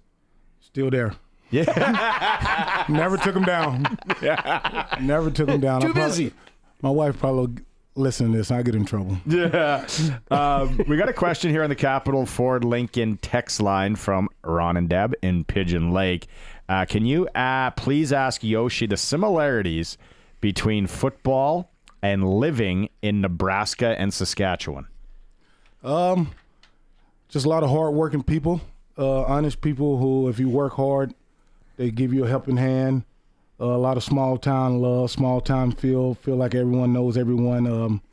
Not hard to get to people or reach people, even just knowing somebody up on a higher level just helps your life so much better in cities like this. And just being in Lincoln is a small town college. There's no other Division I football team in Nebraska. So in Lincoln, Nebraska, we're like the Riders. Yeah. So you get that same feel. Everyone knows you have 10 to 12 media places, 10 to 12 things you go on tour. You can never get enough. It's like unlimited message boards on both. So it's just you just never get enough. It's just football love, and people know their football, so they know what they're talking about when they're online. When they see you in grocery stores, the same thing. They know their ball. So I love that about it. Do you still get recognized back in Lincoln? Yes, I do, and I would say it's getting weird because my kids, they've never seen Nebraska good.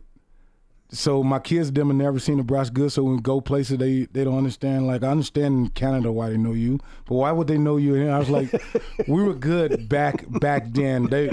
My son is 11 years old. He's never seen Nebraska have a winning season. So, wow. I don't know when the last time we went to a bowl game. So things have changed a lot. Yeah, we talked to Farhan Lalji about this earlier. I find, look at Vanderbilt beat Alabama, then Alabama almost lost to South Carolina. Like, it's crazy what's happening. But college football, because of the transfer portal, there's a lot of parity coming on there now. Yes, I think every team has a chance. Every team has a chance to flip their roster or turn their roster over in 1 year. And it takes 3 to 4 years to turn your roster over because you just can't take that many scholarships away.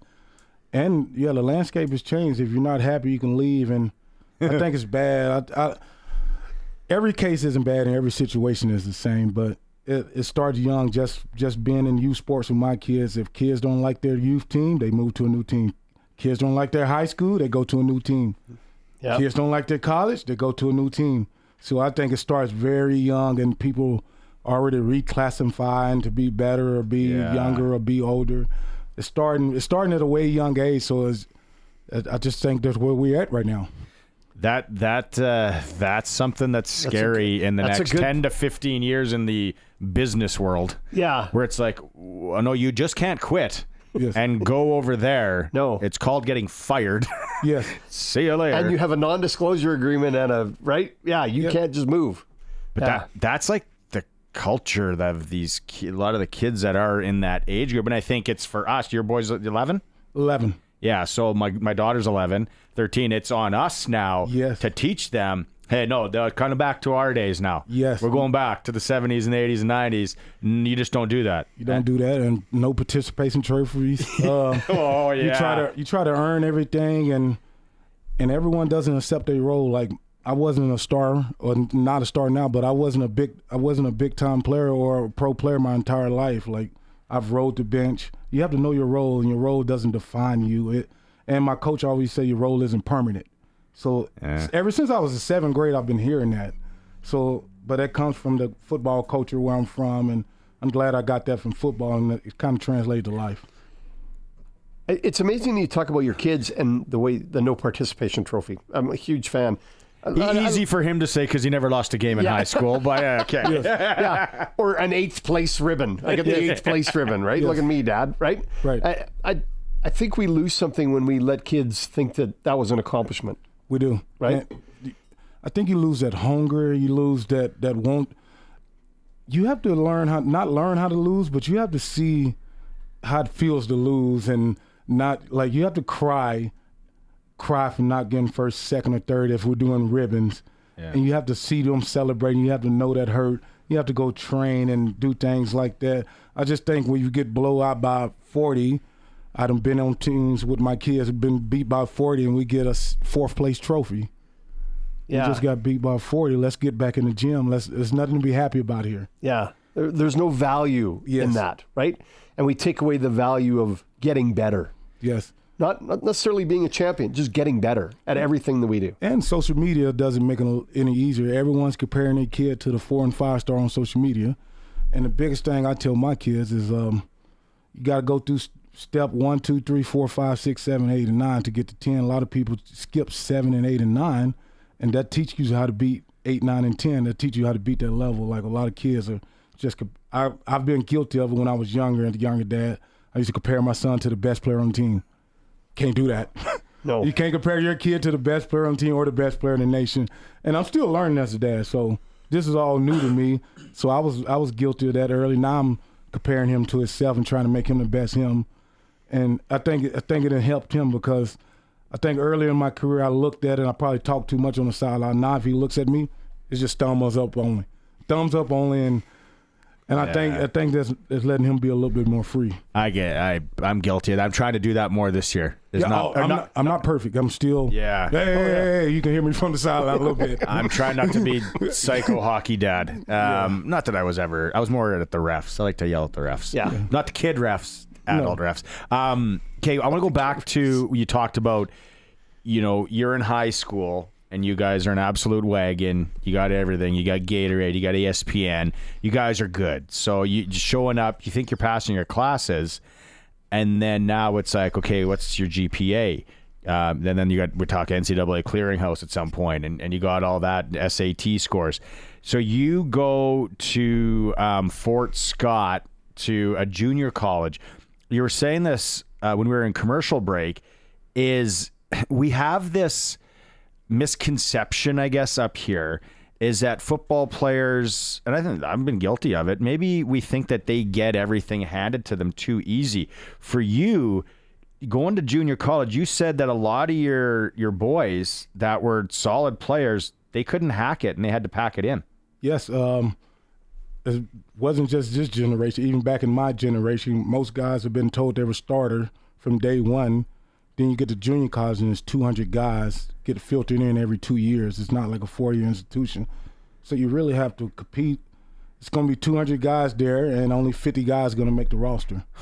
And that's the reality of JUCO. But if you're going off paper on these websites, I'm a 4 and 5 star. When you get to junior colleges, these guys from towns that you never heard of, guys from Wyoming, or like in my case, a guy from Mississippi, or guys from towns you never heard of, and guys just hungry. They don't know anything else, and you have to compete and you have to earn your spot. And that's what junior college was about. How hard was it because maybe the grades, right, weren't there in high school for you? How hard was it grinding in junior college, and was there ever a point that you thought of maybe packing it in? Yes, junior college was one of the hardest things that ever happened to me, and one of the best things happened to me. Wanted to pack it in. Probably less than 24 hours there. Less than 24 hours there. Our first day, I'll never forget, the scratch line went from end zone to end zone. I'll never forget this. Scratch line goes from end zone to end zone. Start our conditioning test. It was 8 220-yard dashes, 10 110s, and 16 40s. I had never felt my hamstrings do that before. I had never seen other top prospects lean over, and guys just start dropping by like flies, and you seen how bad you want it. I called my mom, told her I was coming home. She said, "No, you're not." We just hung up. That was the end of the conversation. She'd already sold your room. You were gone. Yeah. Well, the thing was, that was the end of the conversation. I was trying to act like I was a big tough guy the next day, and Coach Sims said, "Well, your mom called me last night, said, hey, you can't come home." So that's where I was, and one of the best things, it just taught me how to work, taught me how to earn it. And when I first showed up, usually it's the 2-year gap in junior college. You can be redshirted, freshman or sophomore, you have to get out. So usually when you show up, it's the guys who got redshirted the year before, usually guys in playing. So when I showed up, me and Levante Davey plays for the Buck. We were the only 2 true freshmen to make it. And we both started from like the 6th screen, the field. It's just so many guys. You got to think about it. It's so many guys. And we just made our way up. And by the time the starters came out, it was a list out in the cafeteria, and they put up only – I got to tell you the limit on the roster. You only can be 53 guys on the roster. 12 can be out of state, and the rest have to be from Kansas. Really? That makes it tough. So a little bit like the import-export rule. Yeah, I got a little bit of that early in my life. So I could have went to Mississippi and been I could have been an import. Local. Yeah, been a local or whatever. Yeah. I could have been at one of those and could have made it a lot easier. I didn't know anything about that. They didn't tell me that when you recruited me or anything like that. So it's really like 100 guys fight for 12 spots. Yeah. And Hold on here. 100 guys fighting for 12 spots. And who wants it? And think out of the 100 guys, 50 were there last year who got redshirted. Yeah. And it just makes it that more and more competitive. And you're always on your toes. it was never a permanent roster. You can switch your 12 man at any time of the season, and it just made you that much more hungry and made you just appreciate it. And my coach kind of made me be a leader before I wanted to be a leader. Because me and Levante Day, we both made it as true freshmen, and we was kind of like a little quiet. We were the freshmen, like happy to be here, and he made us captains and put us up front. Accountability, too, right? Like massive accountability. It must have been so difficult because you talk about the strenuous workouts as soon as you get there, and then this grind to make the team. But on the other side, too, you're grinding away to keep your grades up because you got bigger aspirations. Right. And the grade part was probably the most fun I ever had outside of football. I was learning how to study. I was learning how to learn. Like I was actually excited to go to class. Like you telling me if I listen to her and write it down, these same questions are going to come back, and I just answer. That's all it was. Nobody's going to tell me this. That happens to all of us, Jermarcus. I was like, so in high school, all I had to do was listen. Show up, listen. Write this down. Just listen again all week. Then on Friday, she gives me this test. I've heard this all week. I've wrote it down 8 times. Oh, this goes together. Even if I don't know, I just know I've heard this 8 times together. And that part became fun to me, and that part it translated to how I watch film and just learning how to learn and just, I don't know. I wish I could have took advantage of it in high school. People, they just told us to pass and play football. Yep. Nobody told me if you actually tried, it's not that hard. You're not a genius now. You can't go into calculus and that, but you can pass your class, your basic classes.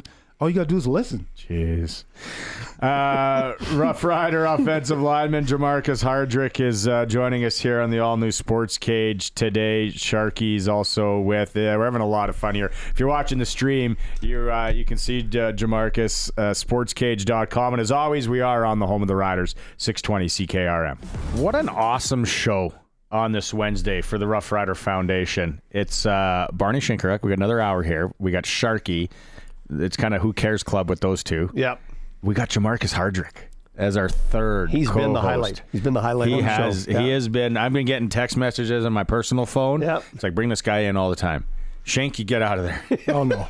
You get out of there. Thank you guys for having me on. Bring him in. Rider Foundation 50/50. Don't forget, you got a week to buy if you want to get in the early bird prize. The early bird is the Dominican Republic vacation, flights, accommodations, shuttle transfers, or you can take $5,400 cash in your jeans. And then you get to play the 50/50 when the Riders take on the Stamps as well. So just get those before next Wednesday. Also, we got an hour left in the program. I like to do this. Sometimes it's strategy. Other times I forget. It is SaskTel Pick the Score. Here we go. What is the score when the Riders take on the Stamps next weekend? 936, 62, 62.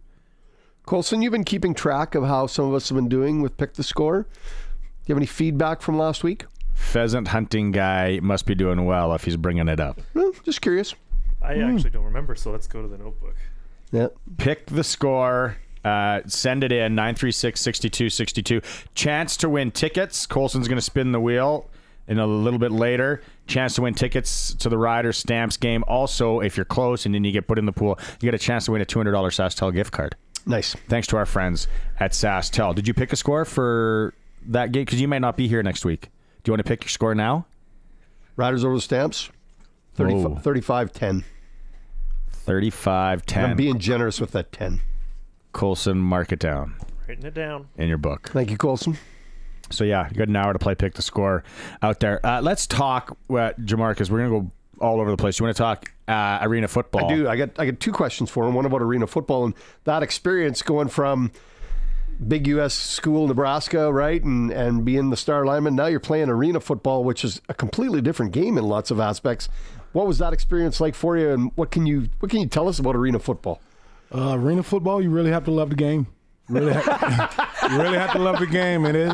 You won't get the same care for your body. You won't get the same check. But at the time, I was done playing football. I was in the NFL, and it wasn't working out for me, having a couple trials here and there. So I went to go sell cars. I went to sell BMW, Jaguars, and Land Rovers. Nice. My center from Nebraska, dad owned the car dealership. So I was going to make more money doing that than playing arena. So he gave me that opportunity, and it was one of the best things that happened. I didn't know anything about the cars, but I sold Nebraska football for a lot. Then I started learning the cars. But I got that itch when I was at work, and I got that itch, and I asked my wife, can I play football again? And it was going to have to be arena. Well, I need to put film out again. I haven't played in like a year or a couple months. And how did you pitch her? Really? How did you? Because it must have taken a while. It's like, okay, I gotta tweak this. How did the pitch go? The pitch wasn't as hard as people think at the time, because at the time we had one kid. Yeah. We had one kid, and being a car salesman, I was gone from 8 a.m. to 8 p.m. So then when I seen her at night, I was going to sleep to get ready for the morning. So I was going to see her more. I wasn't going to make as much money, but I can be able to help with the newborn. We had a newborn, and I was gone from 8 a.m. to 8 p.m. So it was a little easier to tell her, but after I had to explain to her as arena, like, she didn't understand that NFL and CFL has to call you. Like, if you can just sign up for the NFL, there'll be a lot more people in the NFL. so it kind of didn't work like she thought it worked at the time, but she was all on board. So let's do it. And when we got down to play arena football, like a lot of guys, you can't get comfortable. But I play arena football. I don't want to have to play the best ball. I can just get away with just having fun and do that. And me and her made a plan that we're trying to get out of arena football. So everything I did in arena football was trying to put out a good film and the best film. And that's how I made it to the CFL, or that's how I came around. What? Nice. So where is that, Utah? First play? Utah. That's where my son was born at, Utah. My son was born in Salt Lake City, Utah. What building did you guys play out of there? Where the Utah Jazz plays at. Oh, Delta Center? Delta Center. Really? And now the hockey team's there? Really? Yeah. Ryan Smith. Do they still have an arena team? There's no league anymore, is there? They don't have that. They have arena team, just different league. Okay. What are the rules in arena football? I've watched it, and I'm kind of trying to look up here. How many linemen is there? There's only 3 linemen, 3 O linemen, 3 D linemen. You have a running back / fullback and a couple linebackers. I played fullback, actually. Really? I played fullback half of that year. So I played fullback half of the year. It actually helped me with my feet.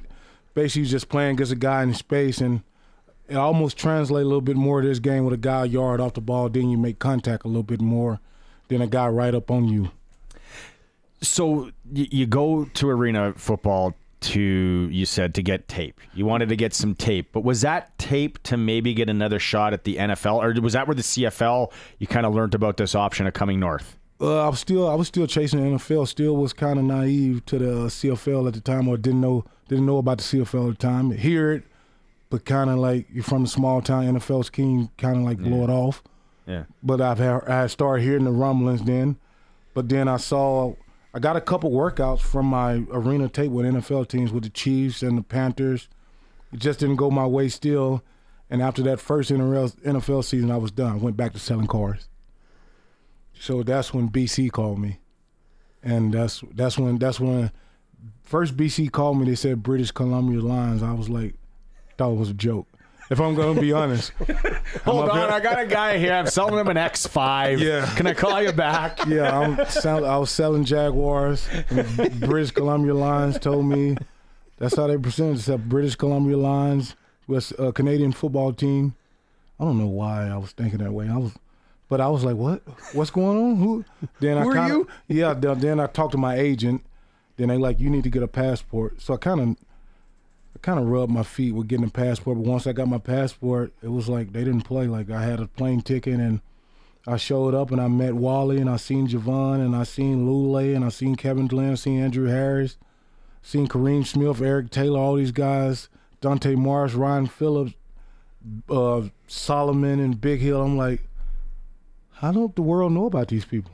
Like I just seeing all these good players that I've never heard of, who have great careers up here, who are all-stars, and like we knew nothing about it at the time. But now that I've been in the league the last 10 years, like my cousins tell me CBS or ESPN, like since I've been up here, it gets so much more exposure. You also actually see CFL commercials during the season down there. Not during the off-season, they don't promote it as much. But during the season, you actually see CFL commercials. It'd be funny commercial to like, because you think about it, And we gotta remember that they are so much bigger down there. And they don't really need to learn about us. Like I got some really good American friends, and they think we're cute and we're nice. Like, yeah, it's Canadians. We love it. Come Bring up there. The butter charts. Yeah. Really good beer. But it'd be a kind of a cool commercial to have like these igloos and this like barren land. It's like Canadian football, and then it actually twists in to the actual sport, which is super good. Like you name those guys there, because that was what, 2014. 2014. I was so not. I just didn't know anything. I wish I could go back to that rookie mindset. I didn't know it was a ratio. I didn't know guys were Canadian or American. Like, I was just here to play ball, and it was just, you didn't know much about the guy you was playing against. Now, if I play against a guy, I'm going back to his middle school, high school. You just were so young and just. You didn't think about technique as much, but technique is king. But when you're so young, you just don't care about the outside things. You just you're living so fast. You just don't even see those things. The older you get, the more research you do, the more you think about felon and things like that. When you're young, I'm having fun. When you go back home and you talk to guys that you're playing in the CFL and you're telling them some of the rule differences and some of the other things, do they think you're crazy? Like, what do they think of what you tell them? The waggle, the yard off for the line of scrimmage, and the rouge is usually where I get people at. And it's pretty fun, though. But the funnest part is when I leave to go to my season, I tell somebody to watch a game. When I come back home, and they tell me they not only watch my games, they watch the entire season. Oh, wow. And I get that to happen so much more now that I'm a little older in my career, and it's just like people like, I just watch it. In the summer, it's nothing on in the States anyway, so it's actually on TV. And when I go home, people ask me about BC, Toronto, and all this team. It's good talks, and I'm like, it's like, I didn't know Vernon Adams up there. You start to hear names, and so I think it's a lot more exposure down there, and people respect and love our league a lot more. It's good to hear. Yeah. How did you pitch the wife on going to Canada to play? That wasn't pretty hard. She loves football and missed football at the time, and it was a way better situation than arena football. And I wanted that itch. She wanted that itch. Like, my wife is the one I met in college. She ran track. She used to help me with film. So she's kind of been like all in the entire time. Nice. It's like an agent on the kind of a yes. Yeah. So the funny part, it was in arena when I actually started to pay a little bit more attention in football. We was watching film, and I couldn't figure out why this guy was doing this move. Then she's told me, watch his finger. He does this every time he does his move. And when she told me that, I went and looked, and I just sat on, I'll never forget, I sat on the porch for like 2 hours at night. Like, I've watched this film for weeks and don't know why he does. And she went in there and was like, yeah, it's so easy. When he does this, he does it every time. And it just grew from there. And we was probably 4 or 5 years in, and probably 3 years married and had a kid at the time, but now you add 10 years of that. Like, it's very fun at home doing football season with my wife. When did she come to Canada? She came to right after the get-go in 2014? Yeah, so just within the last 2 years that she's been a teacher. She was a substitute teacher for a lot, so she picked a schedule, she can say. But now that she's a main teacher, she's been back the last 2 years. So out of my 13 years, 11 of them she's been there an entire season. Last 2 just the summer. Nice. She go back and teach. Now, I have 2 crazy ideas, and I will get chastised for these when I bring them up. But I would love to see the NFL game on the CFL field and the CFL game at a 4th down. Those are the only 2 changes I'd make. No, nothing else. They can both keep all their other rules. You wouldn't want to see the CFL on the smaller field? No, I love the big field. I'd love to see the NFL play on that field and what it would do to that game. Wow. Now, your thoughts on those 2 changes are what I like to put in. Okay, so CFL. 4 downs. CFL 4 downs. Oh, that sounds physical. That sounds fun, actually. It sounds very fun. CFL 4 down. Yeah, there'll be more running. Obviously, right? 3 runs, and I get a wedge on 4th. Oh, my. You get 3 yards, 3 yards, 3 yards, and jumbo package come out. Yeah. We started the tush push up here. Don't you guys in Philly start that. It's not called tush push up here.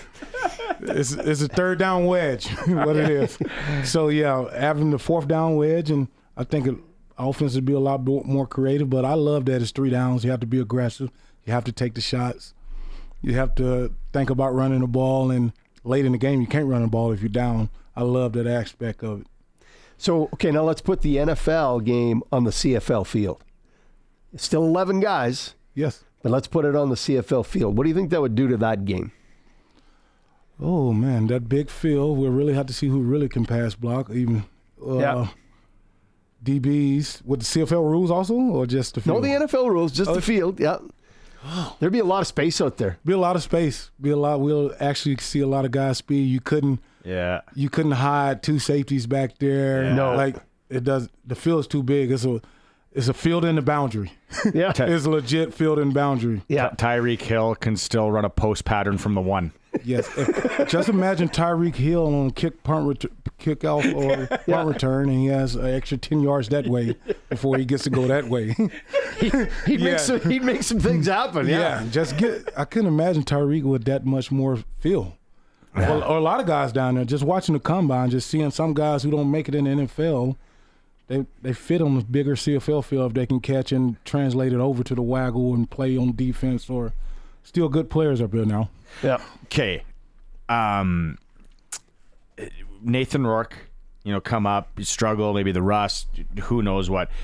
What, in your mind, what is the toughest transition positionally to make from the NFL to the CFL? DB. What, defensive back? Defensive back is not even close, because I think, maybe quarterbacks. Quarterbacks are a defensive back, but in defensive backs in America, they're receivers still. Now they get here to get a 10-yard waggle. Got a 10-yard waggle and it feels a little bigger. But I think the quarterback is a lot harder too. It feels bigger. You got an extra guy on the field. That extra guy on the field threw me off for about 4 years. Yeah. If I'm going to be honest. That extra guy on the field, you have to. A lot of guys, you not guys with veterans, or when you first get here, you forget about that 12th guy. That 12, especially if I was a quarterback, and everything, so much more motions. Defense moves so much more up here because of the motion. In America, like, they try the motion, but they're either going to go to one high or two high. It's so much more motion up here. So I think quarterback probably. Quarterback or DB. That makes sense. DB, right? I know there's always been the Canadian receivers that have tried to go down and do it in the NFL. It's tough. It's right, because there's no more waggle. No waggle. No more waggle. You're on the line, and that guy's good across the way. I don't want to see Tyreek Hill with a waggle. Yeah, like how fast would he be going by the time he hit the line of scrimmage? That'd be very fun to watch. Very fun to watch. I don't know. Let's take a quick break here. This is so much fun. Joining us as a guest host today is Jermarcus Hardrick from the Saskatchewan Roughriders. It is the all-new Sports Cage. If you're watching the stream at SportsCage.com. Welcome back to the all-new Sports Cage here. Just a note locally, if you're going to go watch some hockey in the area, if you're in that Brandon area tonight, Spokane and the Brandon Wheat Kings, Catton versus McQueen should be a good one. Spoke beat Moose Jaw.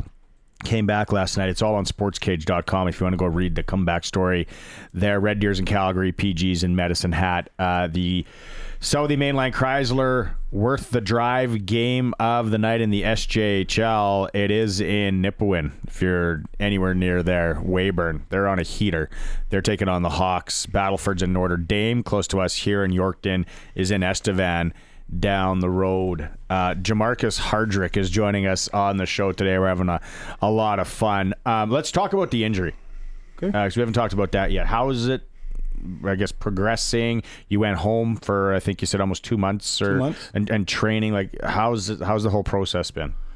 It's been different. 13 years pro, first injury. Wow. First major injury. My wife was telling me the other day, she showed me a thing. Since 2016, of the possible 127 games, I played in 122. Jeez. So this is very new to me, and it's a lot tougher than I thought, and a lot mental. But the training's going good. The biggest thing, I think, great for me to come back.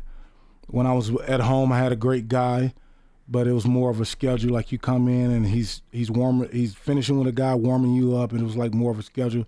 Here's more hands-on and a little bit more than 45 minutes.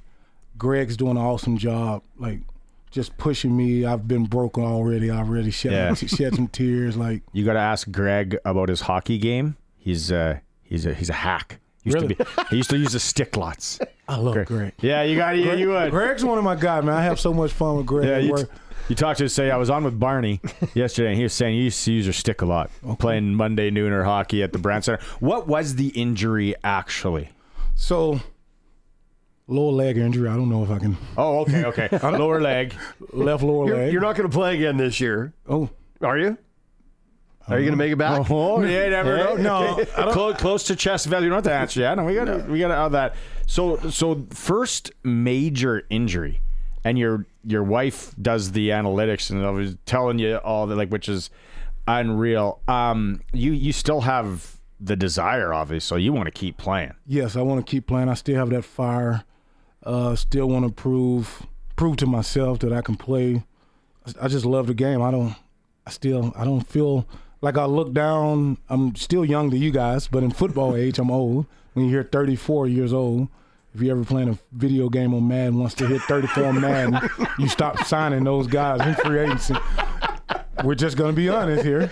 We're just being honest. You always go to the younger and prettier things. So until they tell me to stop showing up to camp, I love the league. I'm just going to keep showing up, keep giving them all. I love the Canadian football game. I love that I show up in the summer and then it ends in the winter. Yeah. And I still feel young at heart. The injury is different. Something I never had to deal with. Makes me respect the guys who had multiple injuries and keep showing up because it's some days up and down. Some weeks you stay the same. And it's so hard. Like, usually if you go in the weight room for 2 to 3 weeks, you feel something, not right away, but in 2 or 3 weeks, like I said. Like, it can be 2 weeks and you stay the same. And that's so different for me right now. And just mental, like telling myself to bend the knee is not bending, but it doesn't hurt, but my mind is telling it not to bend. Yeah. Made the tears fall. I was like, what's going on? What's going on? It doesn't hurt to bend. You're not bending. Almost like protecting itself. The mental part has been the toughest part. Yeah. And then what has happened with that offensive line? Like you go down, and then it was almost like someone was holding like marionette strings. Yeah, it's like, okay, boom, he's out. Now he's out. Now he's out. And then this guy's playing and all that. How they held it together, and then what they're doing, and then Harris comes back and he's slinging it back there, and it's like, who's playing offensive line? We got a defensive guy playing offensive line. Like, it was unbelievable. Incredible job, coaching staff to the guys. Just guys buying in. Guys listening to Mace. Not guys listening to Mace. Guys following Mace. Guys following everyone in there. And it's easy when you got a guy named Logan Furlan who's from here. You see the pride he has. You see he's went through the up and downs here. See the way he comes to work and the way he leads his own way. Just proud of those guys, and it's easy to follow Logan lead right now, and Mace has been there, done that, so he knows, like, you have to have that next man up mentality. And Ed Harrison, our O-line coach, doing a great job, but he played with Mace. He's won a championship coaching, won a championship playing. Like, he know it has to look, sound, and feel like that feeling. Yeah. Like, so they kind of know what it feels like, and you have to take the numbers and names off people and just use X's at a certain point, but you have to still find that same sound and feel of football. Yeah. You were back last week, obviously, for the win.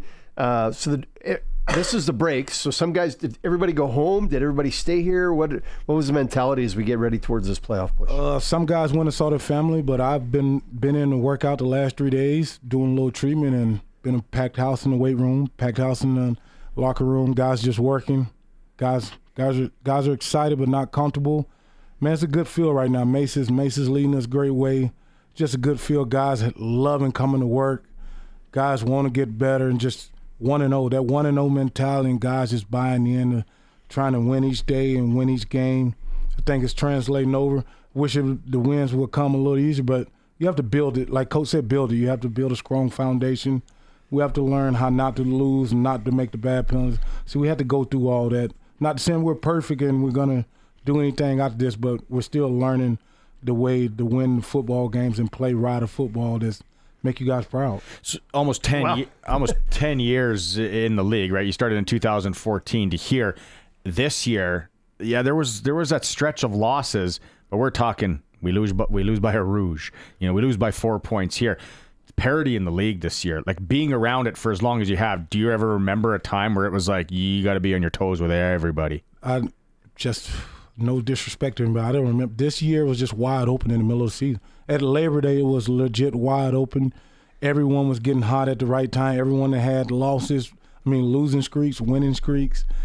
Everyone has looked like a physical team at times. Everyone has looked like they can throw a ball all over the field at times. Yeah. It's literally been wide open, and it's been a good, fun year of football to watch. Fun year of Canadian football to watch. Yeah, a lot of games going down to the wire. Your people that you said are watching back home. Yes, like entertainment wise. Yes. Oh, buddy, the texts I get from my kids' teammates because they watch now, they know when I'm up here, and they just love it. It just never stops. In the last 3 minutes, so much excitement in that, and I get a lot of texts about the last 3 minutes. Yeah, because an NFL game could be over at the 2-minute mark. Yes, could be over. It could be done, right? It's not done here. You got to play right till that last whistle. You don't know what's going to happen. So it's great to hear they're following it home and they're excited about watching it. Oh, we got a chance. We're going to have a home playoff game. We're going to. Yeah. We still got a chance to host that West final. Oh, I couldn't imagine that. Oh, baby, let's. You got any buddies on that Montreal team that you can say, hey, come on? Yeah, well, I've been in the league so long. I know people on every team, but need to solve this is hard to say, but definitely rooting for the Owls that game. The Owls took a Grey Cup from me. I bleed green now, but the Owls took a Grey Cup for me. But if you're gonna help the green, I'm all in with you. I love it. You can blow those horns, blow those stupid horns. I'll buy a couple extra if you need more. Of your 2 Grey Cup wins, is there one that's more special? I think it was the 19 one because we didn't have the pressure. No, we didn't know what it felt like. We had lost a couple of West Finals or West Final. So we learned that 18 year, we was like, okay, we can win it. We went to the West Final 18 and lost, but we saw how close we were, and we were still learning ourselves. We lost that game to go on a crazy run. But I think the 19 ones, we finished 3rd place, and we went on the road 2 times, then go in the Grey Cup and win that one. And it was the first Grey Cup in 29 or 30 years in Winnipeg. Yeah, it was a while. Yeah. So it was one of the craziest weeks of my life. Then 2021. We got the first round bye. In our locker room, we kind of expected to win. Yeah. In our locker room, I hope every locker room, not just saying. In 2021, we kind of expected that to happen. 19, we talked about it, but I don't know if everyone really thought like we finished 3rd in the West. I don't know if everyone picked us to win the Grey Cup that year, and it just felt special to go on the road to beat Calgary. Then I think we came to beat Saz. Is that the goalpost year or that was 21? Yeah, I think the goalpost year is 21. 21. Yeah. So 19. 19. Did we come here also? Oh, it was two. It was 2 road games. We're gonna have to look that up. Yeah. Wilson, it was 2 road games. Answer. But winning that, doing it the hard way. Yes, the long way. That winning it from 3rd place, going on the road 2 times, then going and had the Grey Cup in Hamilton against Hamilton. That's right. Yeah.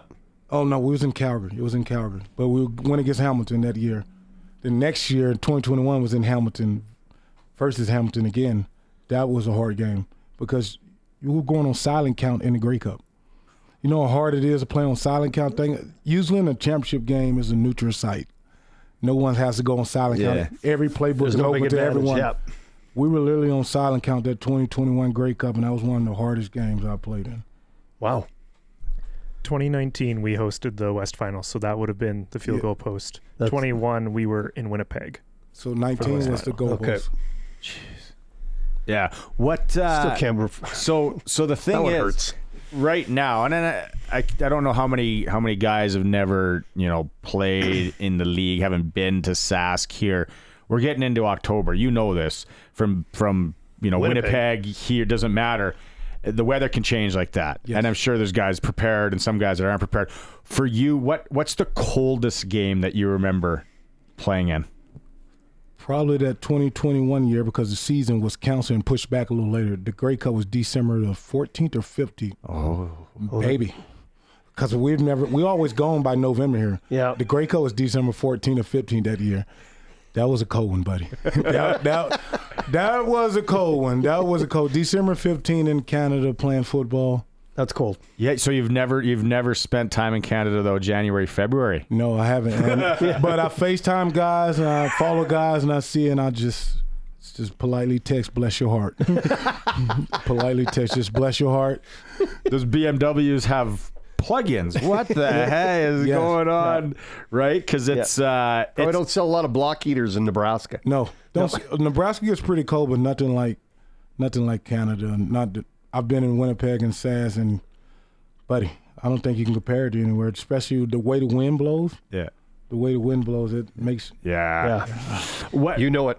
Well, let's take a quick break here. Jermarcus Hardrick from the Saskatchewan Roughriders helping us co-host today. Don't forget, SaskTel picked the score, 936-62-62. What is the score of the Rider Stamps game in a little over a week's time? You get a chance to win 2 tickets to that game today. Colson's going to spin the wheel of winning, and then a chance to win a $200 SaskTel gift card as well. It is the all-new Sports Cage on the home of the Riders, 620 CKRM. Welcome back, all new Sports Cage. Barney Shankaruk, Sharky, Curtis Colson, and Jermarcus Hardrick. What? Well, it's outstanding. What a great day. It's a big crew today. Yeah. We're having lots of fun here. Can we have some fun? We're having a lot of fun. Let's have some more. We're gonna play a game here because you say you watch hockey. So your first game was Winnipeg and playing the Oilers. You watching? Yes. Live. You watch some Lincoln Stars when you're back. A lot of Lincoln Stars. That's good. We want to throw some hockey logos and see which ones Let's go. know. Let's go. Okay, so Curtis, we're gonna go. If you're watching the stream, you're gonna be able to play along here. What team? Do you know what team? Detroit. Detroit Red Wings. See, 1 for 1. Yeah. Ottawa. Oh, 2 for 2. Ottawa Senators. Vegas Golden Knights. Golden 3 Knights. for 3. There we go. Oh, just go. Winnipeg. That was easy, Curtis. Curtis rid of the Jets one. Is there one more? Oh yeah, Boston Bruins, right? Oh, Yeah. Estevan Bruins. Oh, No, I'm that's just Boston. kidding. It's Boston. It's Boston Bruins. There is an Estevan Bruins There's a as team well. that has 5 for 5. No questions. Not even a blink. Yeah. Not even a hesitation. Love it. So right now you're back with the guys and wife's teaching, Samantha's teaching. So you're hanging out. You got to be getting the itch, but are you kind of like being like a secondary coach, almost helping these guys, watching lots of film? That's what I'm trying to do without getting on the coach's nerves as much. But I'm just trying to be an open book, trying to help out as much. My biggest thing was to come back and be a leader because I was at home with my wife and kids. I'm hurt. I really can't play. I want to come back and help out as much as I can and just be all in, show them I'm in this with them.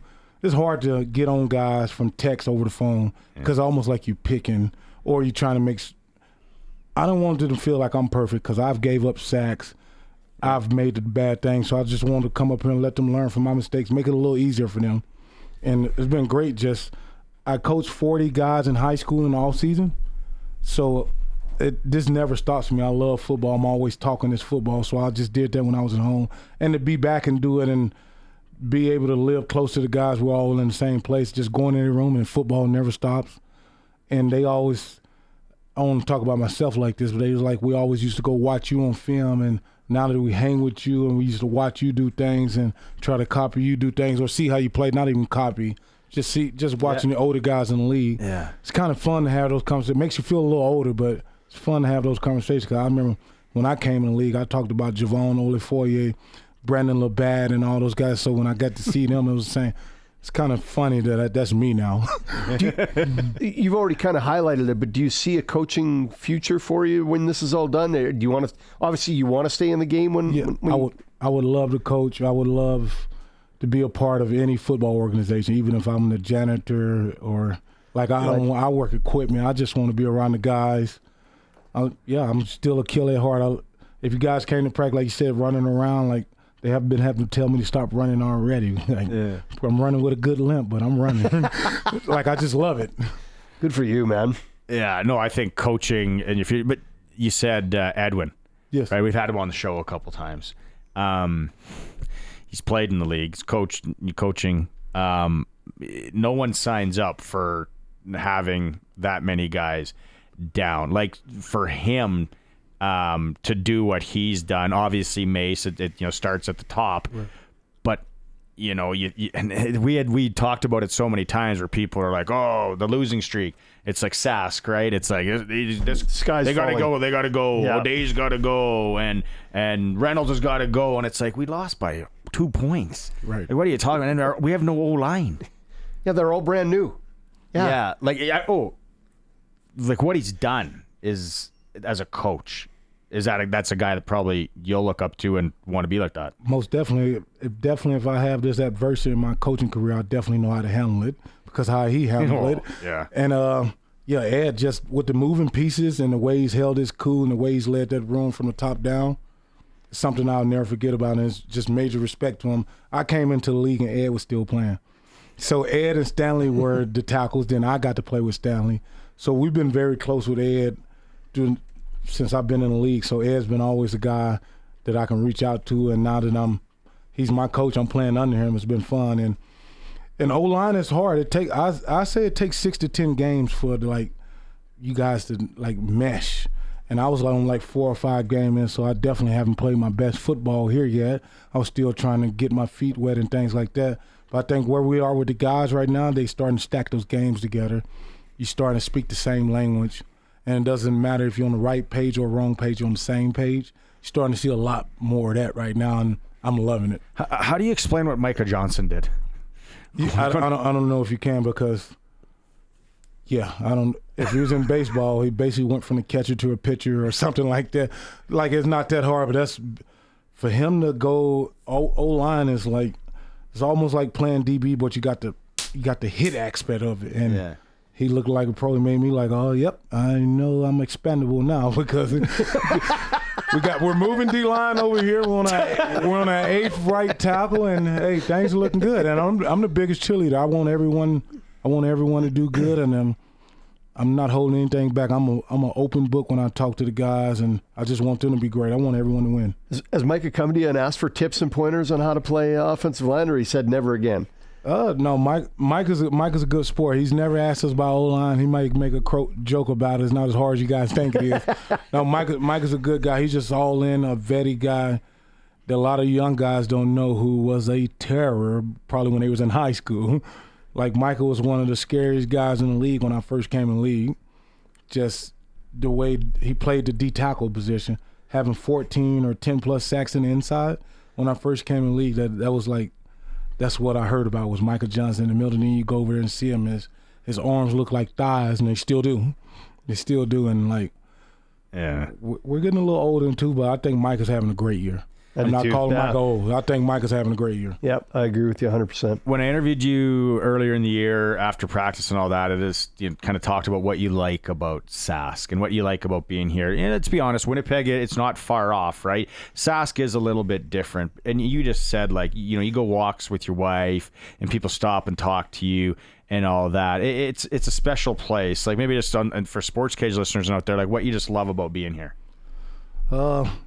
Just the people. The people here, they love their football, and they're hardworking people, and it's just a great place for a family. When I had my family here, we went to so many different places around the city that people don't tell you about. We went to all these different dog parks, all these different play places, all these different trails, and a lot of things people don't hear about when you talk about SAS.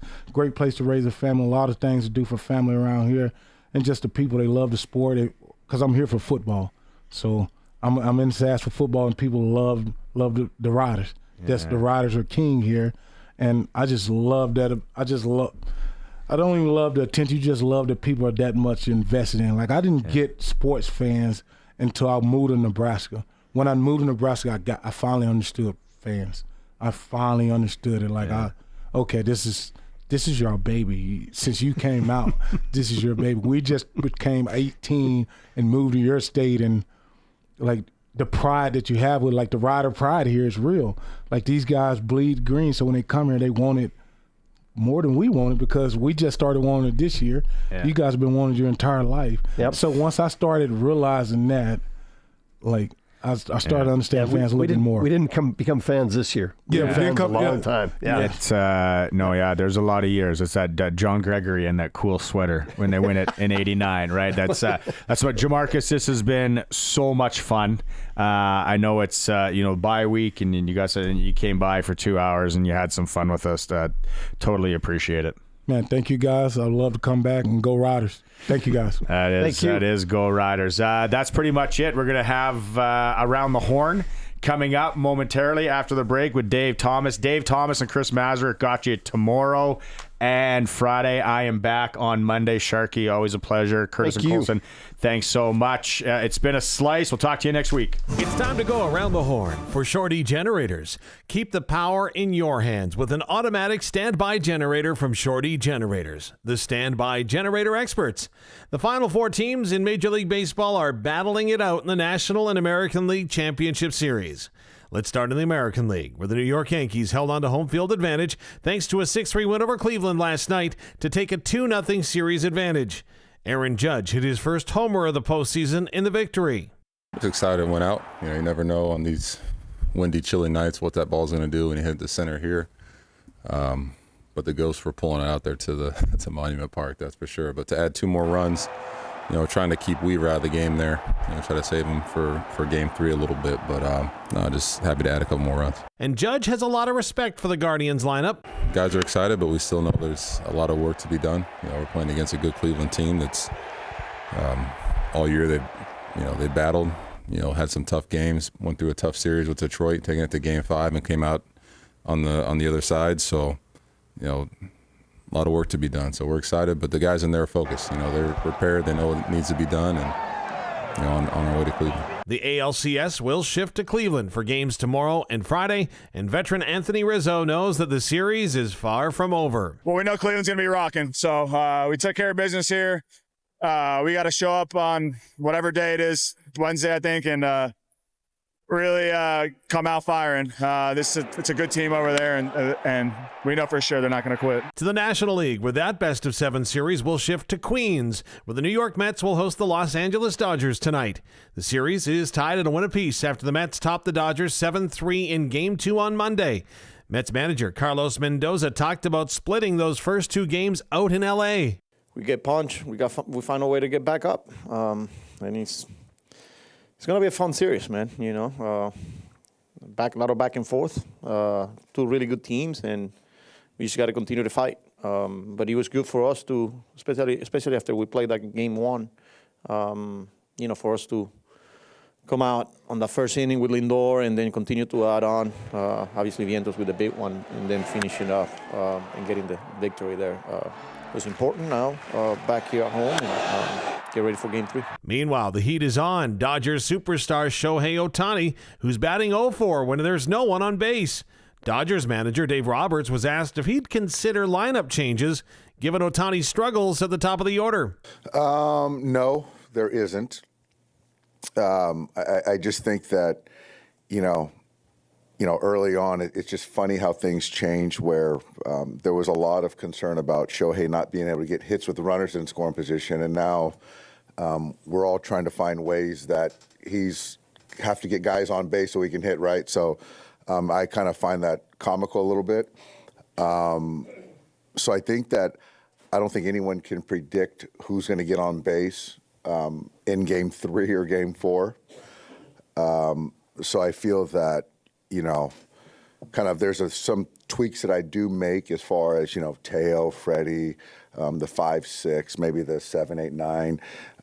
But to think that, I'm going to move Shohei to the 4 or the 3, that's just not going to happen. Game 3 between the Mets and Dodgers goes tonight.